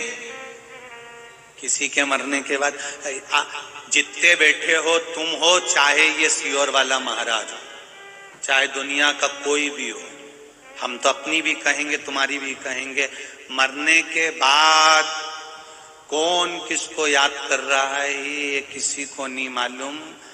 आएंगे रिश्तेदार, आएंगे, रोएंगे, और फिर 10 दिन 12 दिन के बाद फिर आएंगे, फिर नुक्ती, सेव, बूंदी का रायता, चना की सब्जी, जलेबी और पूड़ी। तुम मर गए, तुम्हें कोई याद नहीं कर रहा, उससे कहें तरी तरी दो, तरी तरी दो, थोड़ा नमक ला दो, मीठ नमक ला, थोड़ा थोड़ा नमक ला, रायता अच्छा बना है, तुम्हें कोई याद नहीं कर रहा, तुम तो गए, तुम ऊपर जाओ। ये नीचे नुक्ती सेव खाएंगे, पूरी सब्जी खाएंगे, और तुम्हारे लिए वो कंडा, गाय का गोबर, सूखा उपला, गोबरी को जला के, घी शक्कर मिला के, गुड़ शक्कर मिला के, तुम्हारे फोटो के आगे बस 5 बार छोड़ देंगे। बाकी के सब रायता, सब्जी, नुक्ती, गुलाब जामुन, जलेबी, ये सब खाएंगे, और तू खुशबू लेना घी शक्कर की।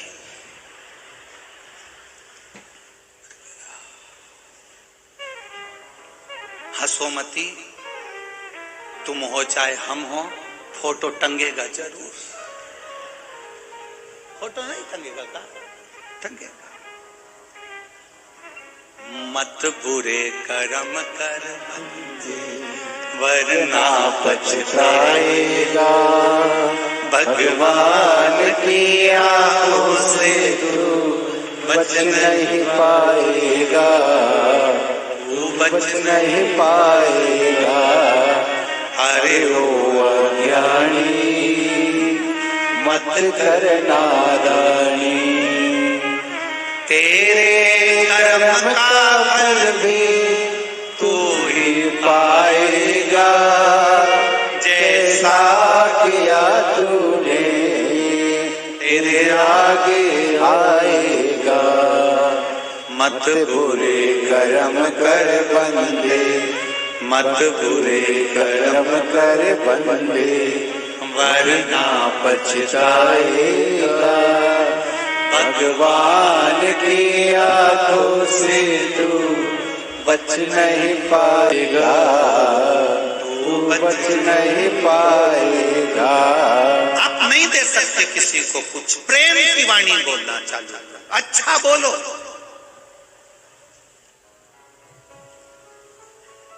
पर लोग उल्टे, ये तुरंत फट से जवाब दे देते हैं, खाया बिना रह जाऊं, पर बोले बिना नहीं रहेंगे। तो इनने पलट के जवाब दिया, इंतजार तो करो। शिव को जल चढ़ाने वाले, एक बात याद रखना आप सब, चाहे बेटे हों, बेटियां हों, वृद्ध हों, जवान हों, बच्चे हों, आज एक बात चंद्रभागा शिव पुराण में से रख लेना संभाल कर।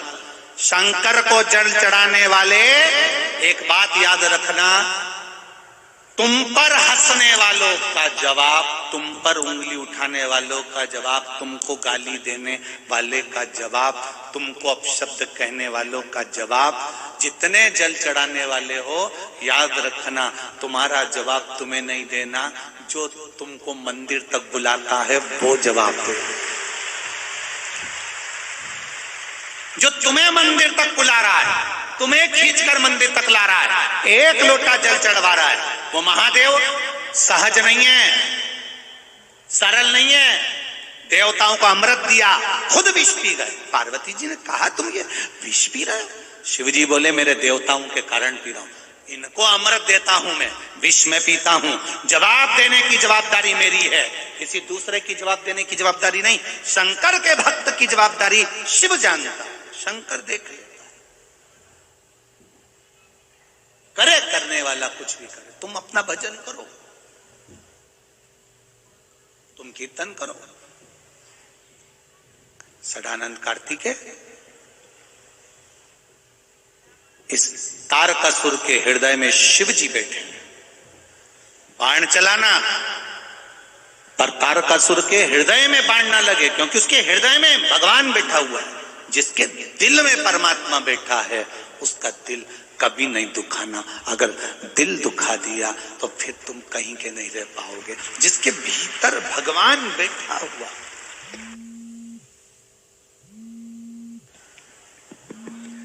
जिसके भीतर भगवान बैठा हुआ है, उसका दिल तुम ना दुखाइए। भगवान उसके भीतर विराजमान है, भगवान उसके भीतर बैठा हुआ है।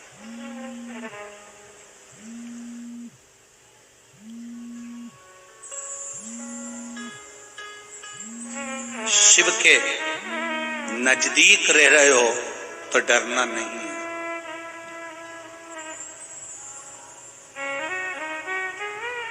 जो रेलवे स्टेशन के पास रहते हैं, बस स्टैंड के पास रहते हैं, थाने के पास रहते हैं, हॉस्पिटल के पास रहते हैं, वो बहुत अकड़ में रहते हैं। कभी भी आओ, स्टेशन के पास ही हमारा घर है। जैसे स्टेशन इनके काका जी का है। कभी भी इतनी अकड़, कभी भी आओ, आधी रात को आओ, बस स्टैंड पे अपना घर है। मेरा घर थाने के बिल्कुल पास में, थाने के पास, मतलब थानेदार इनका काका जी। देखा, मेरा घर वो बड़ा जो हॉस्पिटल है ना, उसके पास में है, बिल्कुल लगा हुआ। कभी भी आना, आधी रात को भी जरूरत पड़े, मुझे याद करना, मेरा घर स्टेशन के पास है, मेरा घर बस स्टैंड के पास है, मेरा घर थाने के पास है। जिसका घर थाने के पास होता है वो अकड़ में रहता है, जिसका घर स्टेशन के पास रहता है वो अकड़ में रहता है, जिसका घर बस स्टैंड के पास रहता है वो अकड़ में रहता है। जब ये स्टेशन के पास वाले इतने अकड़ रहे हैं, थाने के पास वाले इतने अकड़ रहे हैं, तो तुम्हें भी अकड़ में रहना चाहिए। मेरा मन महादेव के चरणों में रहता है। वो कहता है कभी भी आओ, मेरा घर स्टेशन पर है, कभी भी आओ, मेरा घर थाने के पास है, कभी भी आओ, मेरा घर थाने के पास है, मेरा घर स्टेशन पर है, मेरा घर हॉस्पिटल के पास है। उसी तरह तुम्हें भी अकड़ में रहना चाहिए, कभी भी आ जा, मेरा मन महादेव के चरणों में रहता है। आ देखा जाएगा यमराज, आ तेरी मर्जी हो तब आ, मेरा मन महादेव के चरणों में है। तेरा जब मन हो तब आ। यमराज भी कहेगा रहने दे दादा, क्या हूं। एक बार मन लगाया था राजा श्वेत ने, एक बार राजा श्वेत ने मन लगाया था महादेव के चरणों में, और राजा श्वेत का अंतिम समय था, उठाने आ गए, उसको उठाने आ गए। भगवान महादेव प्रकट हो गए, यमराज को ही मार दिया। सूर्य भगवान रोने लगे, मेरा बेटा मर गया, मेरी पोती मर गई, मृत्यु दे। उठाने क्यों आया? थाने के पास वाले को अकड़ है, स्टेशन के पास वाले को अकड़ है, बस स्टैंड के पास वाले को अकड़ है, हॉस्पिटल के पास वाले को अकड़ है, जो रोड पर रहते हैं उनको अकड़ रहती है।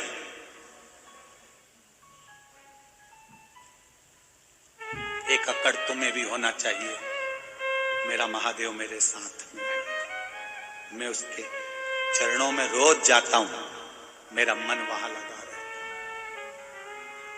ओ दुनिया के घर कहीं पर भी हो, हमें उससे मतलब नहीं, पर तू आपका मन महादेव के चरणों में होना चाहिए।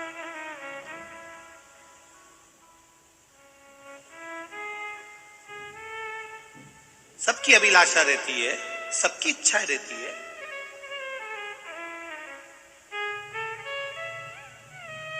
कॉलोनी के अंदर जो मकान रहता है उसकी ज्यादा कीमत होती है कि रोड पे जिसका मकान होता है उसकी ज्यादा कीमत होती है?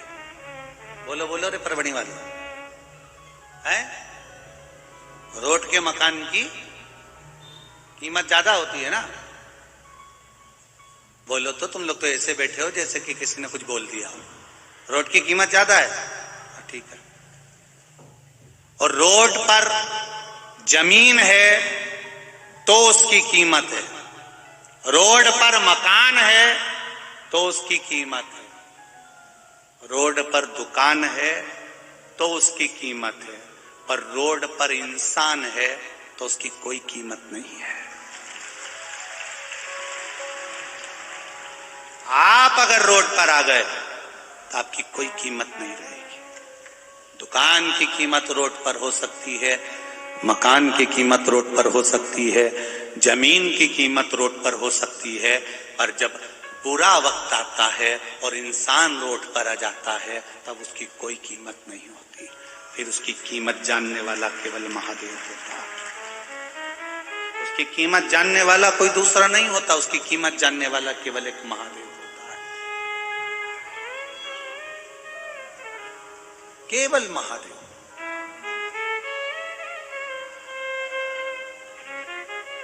बहुत बहुत पैसा होगा, दर्शन करने गए हो वेंकटेश भगवान के, तिरुपति भगवान के कोई विशेष मंदिर में, 500 रुपए का टिकट कटवा लोगे तो जल्दी दर्शन हो जाएगा। 1000 रुपए का टिकट ले लोगे तो जल्दी दर्शन हो जाएगा। पर जो साधारण है, सहज, उसके पास में इतना धन नहीं कि 500 का टिकट कटवा सके, वो तिरुपति तक चला गया, रेल का टिकट कटवाकर पहुंच गया, उसके बाद में उसके पास 500 और 1000 रुपए टिकट कटवाने के भले ना हो। दुनिया के लोग 500 का टिकट कटवाकर मंदिर के अंदर दर्शन करने जाते हैं, 1000 का टिकट कटवाकर मंदिर के अंदर दर्शन करने जाते हैं, पर जिनके पास टिकट का भी पैसा नहीं होता उसको मंदिर के अंदर जाने की जरूरत नहीं पड़ती, वेंकटेश भगवान मंदिर के बाहर आ जाते हैं।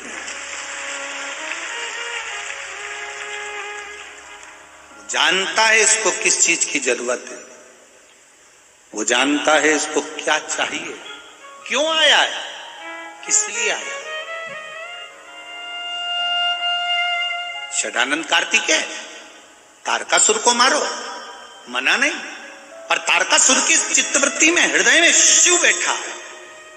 जिसके दिल में शंकर समाया हो, जिसके हृदय में शंकर समाया हो, जिसके रोम रोम में शंकर समाया हो। हम क्यों संतों का दर्शन करते हैं, हम क्यों साधुओं का दर्शन करते हैं, हम क्यों गुरुओं का दर्शन करते हैं, हम क्यों संत एकनाथ जी के पास जाते हैं दर्शन करने के लिए, संत तुकाराम जी के यहाँ जाते हैं, संत ज्ञानेश्वर जी के यहाँ जाते हैं, क्यों जाते हैं? हम क्यों उनके चरणारविंद का दर्शन करने के लिए आते हैं? क्यों जाते हैं? क्योंकि उनके रोम रोम में गुरु के, संत के, साधु के, सन्यासी के, तपस्वी के, भजनावली के, कीर्तनी के रोम रोम में भगवान समाया हुआ है। हम जब दर्शन करने जाएंगे तो उनकी रोमावली का एक रोम का भी स्पर्श हो गया तो हमारे पाप कोटि कोटि जलकर भस्म हो जाएंगे और वो हमें प्राप्त हो। क्यों जाते हैं, किस लिए?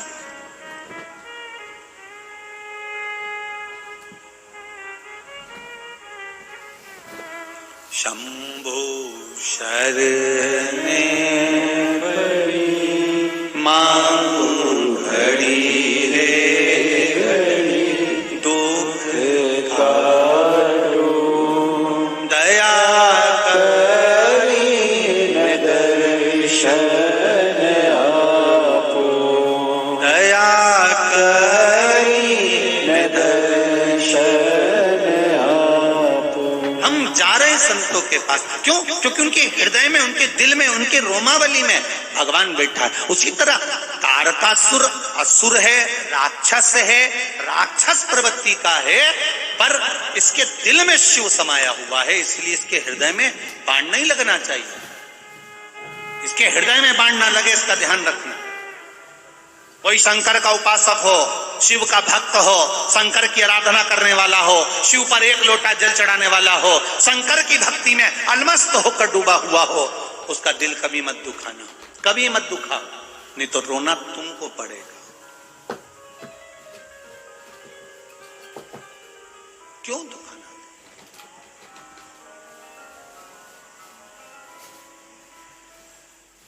जितना हिसाब तुम अच्छे से नहीं जोड़ सकते, उससे दुगना अच्छा हिसाब वो जोड़ के रखता है।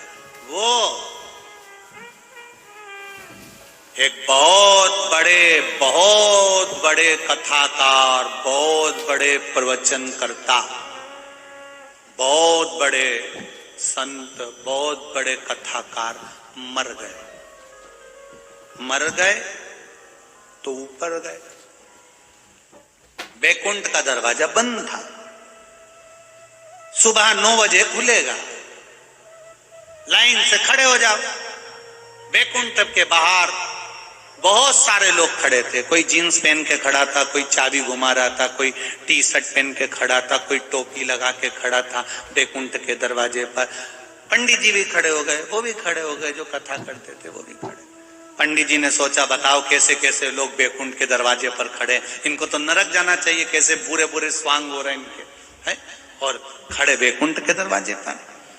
सुबह 9 बजे बैकुंठ का दरवाजा खुला, एक एक कर सब अंदर आने लगे। तुम कौन? हम ये, जाओ उस वाले कमरे में चले जाओ। अब आया एक व्यक्ति, टोपी लगाया था, फटी हुई जीन्स पहना था, वो आगे आया। चित्रगुप्त महाराज ने पूछा, तुम कौन हो? मैं बस का ड्राइवर, बस चलाता हूं। एक काम करो, सामने जो एसी का कमरा है उसमें डनलप का गद्दा बिछा हुआ है, चांदी की थाली में खाना आएगा, सोने के गिलास में दूध आएगा, दासियां तुम्हारे लिए पंखा झेलेंगे, जाओ वहां जाकर रहिए। बैकुंठ में वीआईपी ट्रीटमेंट उसको मिला। पंडित जी ने सोचा, जब ड्राइवर को इतनी अच्छी जगह मिली है तो मुझे तो उससे अच्छी मिलेगी, क्योंकि मैं कथा करता हूं, प्रवचन देता हूं। पंडित जी आए, चित्रगुप्त महाराज ने पूछा, तुम कौन? हम कथाकार। पंडित जी, अच्छा जाओ सामने जो झोपड़ा दिख रहा है वो झोपड़े में चले जाओ, दरी रखी है, बिछा लो, चूल्हा बना हुआ है, आटा रखा हुआ है, रोटी सेक के खा ले।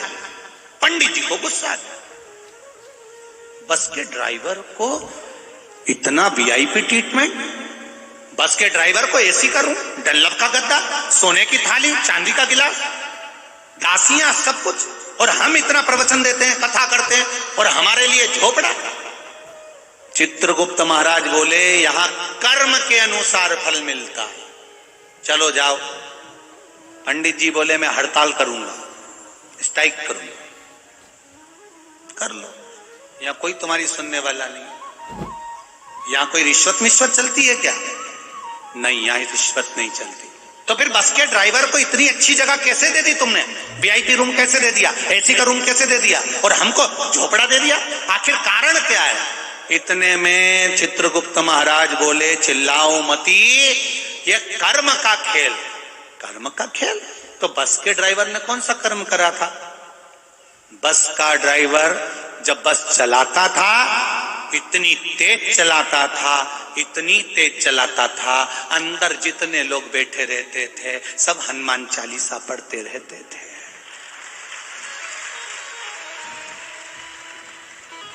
सब हनुमान चालीसा, एक को भी नींद नहीं आती थी, दच के इत्ते कुदाता था, सबके मुंह से हे राम, भगवान, विठ्ठल, पांडुरंगा, बचा लेना, जय हनुमान ज्ञान गुण सागर, जय कपीस तिम लोक, राम दूत अतुलित बल धामा, अंजनी पुत्र पवन सुत नाम, महावीर विक्रम बजरंगी कुमति निवार सुमति के। सबको डर लगता, सब हनुमान चालीसा पढ़ते हैं।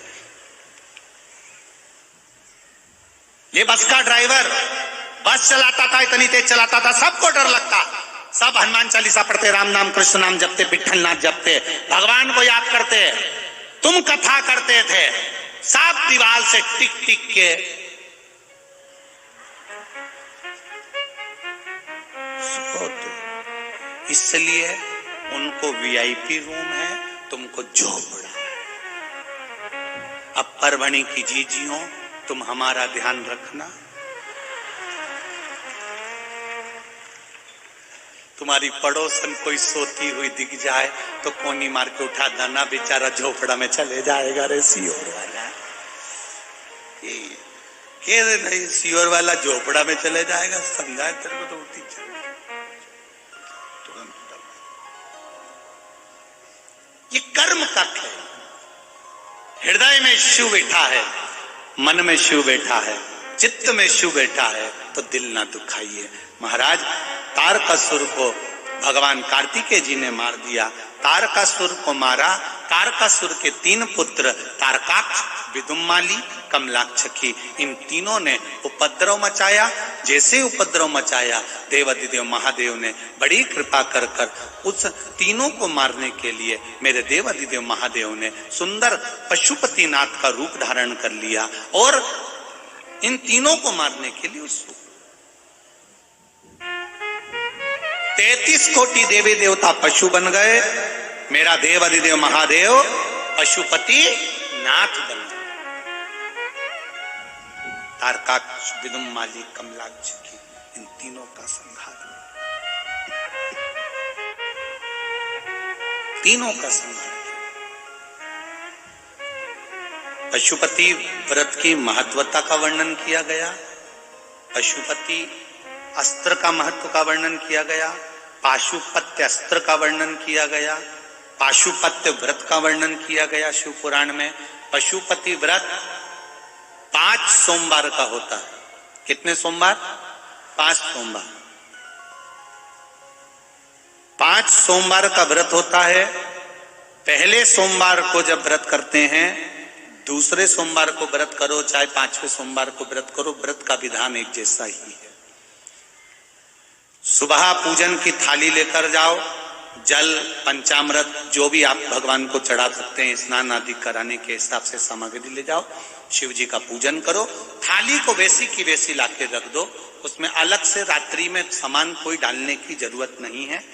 जल वगैरह थोड़ा थोड़ा भले रख लो, जो सुबह भी काम आ जाए, शाम को भी काम आ जाए। शाम के समय जब मंदिर में जाओ, कितने दिए लेकर जाना है? 6 दिए लेकर जाना है। प्रसाद एक हिस्सा लेकर जाओ, एक साथ प्रसाद ले जाइए। मंदिर में पहुंचकर 6 दियों को जमीन पर रख दीजिए। प्रसाद के 3 हिस्से कर दीजिए। 5 दियों को जला दीजिए, प्रकट कर दीजिए। एक दिया जो सामने रखा है उसको जलाना नहीं है। दिए 6 की 6 ही दिए जमीन पे रखना जरूरी है। ये नहीं कि एक दिया थाली में रखे रहने दो, ऐसा नहीं होगा। पहले दिए को उतारना पड़ेगा, 6 ही दिए नीचे रखना पड़ेंगे, 5 दिए जलाना है। जब प्रसाद के 3 हिस्से हो जाएं, शिव जी का पूजन कर दो। पूजन करके एक दिया और एक प्रसाद का हिस्सा जो दिया जलाया नहीं है, प्रकट नहीं करा, प्रज्वलित नहीं करा, उसको थाली में रख लो। प्रसाद का एक हिस्सा थाली में रख लो।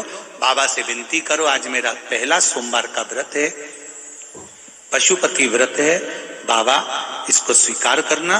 बाबा से विनती कर कर मैंने इसलिए ये व्रत करा है, विनय करो। घर पर आइए, घर में जब प्रवेश करो अपना सीधा हाथ देखो कि राइट हैंड कौन सा है, सीधा हाथ कौन सा, सीधे हाथ की ओर बैठ जाओ। घर के बाहर सीधे हाथ पर दिया अपने घर की ओर मुख कर कर जला दीजिए, प्रकट कर दीजिए। घर के अंदर प्रवेश कर जाओ। प्रसाद का जो एक हिस्सा लेकर आए हो, वो प्रसाद भोजन करते समय सबसे पहले वो प्रसाद तुम्हें खाना है, अपने हिस्से में से किसी को नहीं देना। प्रसाद खा लो, फिर भोजन कर लो। ऐसे 5 व्रत किए जाते हैं। 5वां जब व्रत रहे, एक श्रीफल 11 रुपए जो तुम भगवान को दे सकते हो वो रखो, और 108 कोई भी सामग्री, चाहे तिल्ली हो, चावल हो, फूल हो, बेलपत्री हो, पंखड़ी हो, जो भी तुम भगवान को 108 सामग्री दे सकते हो वो भगवान को समर्पित करो। जैसा रोज पूजन करते हो वैसा करो। श्रीफल 11 रुपए रखकर 5वां व्रत बाबा से कह दो, आज मेरा 5वां व्रत पूर्ण हुआ है। घर आओ, दिया लगाओ, वापिस भोजन प्रसाद ग्रहण करने से पहले प्रसाद को पालो। ऐसा पशुपति व्रत होता है। बीच में कोई अड़चन आ जाती है तो व्रत को छोड़ दिया जाता है। तीज त्योहार पड़ गया, तीज का व्रत, चतुर्थी का व्रत, एकादशी का व्रत अगर आप करते आए हो, कोई व्रत पड़ गया तो फिर पशुपति व्रत को छोड़ दो, उस व्रत को पहले कर लो, इस व्रत को आगे कर लेना। पर नियम से होते 5 ही हैं, एक ही मंदिर में होते हैं। जिस मंदिर में पहला व्रत करोगे उसी में 5 व्रत करना पड़ेंगे। ऐसा नहीं कि मायके में 3 कर लिए, ससुराल में 2 कर लिए। जिस मंदिर में पहला करा उसी में 5। ये पशुपति व्रत है। अब आज के लोगों शिव महापुराण की कथा सुन सुनकर पशुपति व्रत बताते तो हैं, पर उस व्रत के कई लोगों ने नियम ही चेंज कर दिए, तो लोगों को उसका कोई लाभ नहीं मिल पाता। फिर वो सोचते हैं कि हमने करा तो सही, उसका फल नहीं मिल पाया। हम आपसे निवेदन करेंगे, व्रत का विधान सही करो। मेरा महादेव सुनता जरूर है, खाली नहीं छोड़ेगा, भरेगा, देगा। आगे वर्णन आया, 12 ज्योतिर्लिंग का स्मरण कराया। भगवान तुमरुका जी ने चंचुला देवी से कहा, चंद्रदेव को काया का रोग हुआ। भगवान चंद्रदेव ने शिव जी की स्तुति करी। भगवान शंकर ने आकर दर्शन दिया, सोमनाथ जी के रूप में विराजमान हुए। अगला वर्णन आता है, श्री मल्लिकार्जुन भगवान कार्तिक के रुष्ट होकर गए। भगवान शिव ने उनको मनाया, मल्लिकार्जुन के रूप में विराजमान हुए। अगला वर्णन आया है, श्री महाकाल दूषण नाम के राक्षस का संहार करने के लिए भगवान महाकाल प्रकट हुए। 84 रूप धारण करे उन्होंने। उज्जैनी में महाकाल बाबा की नगरी में 4 अप्रैल से 10 अप्रैल तक विशाल शिव महापुराण की कथा है। आप भी मां छिपरा में स्नान करो, 84 महादेव का दर्शन करो और महाकाल का दर्शन करो। आराम से 4 अप्रैल से 10 अप्रैल तक कथा में अवश्य पधारें। हाँ, 16 फरवरी से 22 फरवरी तक सीहोर कुबेरेश्वर धाम पर कंकर शंकर की भूमि पर रुद्राक्ष महोत्सव है। आप सब आमंत्रित हो। 16 से 22 तारीख तक रुद्राक्ष वितरण का कार्य किया जाएगा, जो कुबेरेश्वर धाम का। इस बार तो रुद्राक्ष लोगों को बीच बीच में भी देते रहे, पर आने वाले समय में मंदिर का मुहूर्त भी रहेगा तो समय नहीं मिल पाएगा, इसलिए 16 से 22 के बीच में जिसको मिल गया मिल गया। तो आप सब आमंत्रित हैं। 7 दिन बाबा के धाम में, कुबेरेश्वर धाम में रहकर कंकर शंकर की भूमि पर अपना आसन लगाकर कुबेरेश्वर बाबा की वो कंकर शंकर की भूमि को नमन करते हुए दिल से बाबा से प्रार्थना करो, बाबा आपके हृदय की कामना पूर्ण करे। सब लोग पधार कर 16 फरवरी से 22 फरवरी तक सीहोर कुबेरेश्वर धाम में आकर कथा का लाभ लें और रुद्राक्ष महोत्सव का आनंद लें। अगला वर्णन है महाकाल का। दूषण नाम के राक्षस का भगवान काल बनकर आए और संहार किया। फिर अगला वर्णन आया ओंकारेश्वर। बिंद नामक पर्वत पर भगवान शिव की आराधना बिंद ने करी तो भगवान शिव ने दर्शन दिया। अगला वर्णन आया है केदारनाथ। नर नारायण ने तप कर कर भगवान शिव को पाया। फिर भीमाशंकर, करकटी के पुत्र भीम का भगवान ने संहार करा, भीमाशंकर के रूप में विराजमान हुए। अगला वर्णन है काशी विश्वनाथ। मनु शत्रुपा ने तप कर कर भगवान को स्वीकार करा। त्र्यंबकेश्वर, गौतम बाबा पर गौ हत्या का दोष लगा, बाबा ने उस दोष से मुक्त किया। वैद्यनाथ, बाबा रावण लेकर जा रहे थे, लघु शंका लगने पर भूमि पर शिवलिंग को रखा, बाबा वैद्यनाथ जी के रूप में विराजमान हुए। नागेश्वर, भगवान दारुक नाम के राक्षस का संहार करे। फिर आया रामेश्वरम। भगवान राम ने शिव जी की स्थापना करी है। 23 जनवरी से 29 जनवरी तक पावागढ़ के पास में जो शिव महापुराण की कथा है वो श्री राम शिव महापुराण की कथा होगी। कंजली हालोल, पावागढ़ से 3 किलोमीटर की दूरी। माता रानी का दर्शन करने आप भी पधारें और कंजली की कथा का आनंद लें। श्री राम शिव पुराण कथा अवश्य सुनें।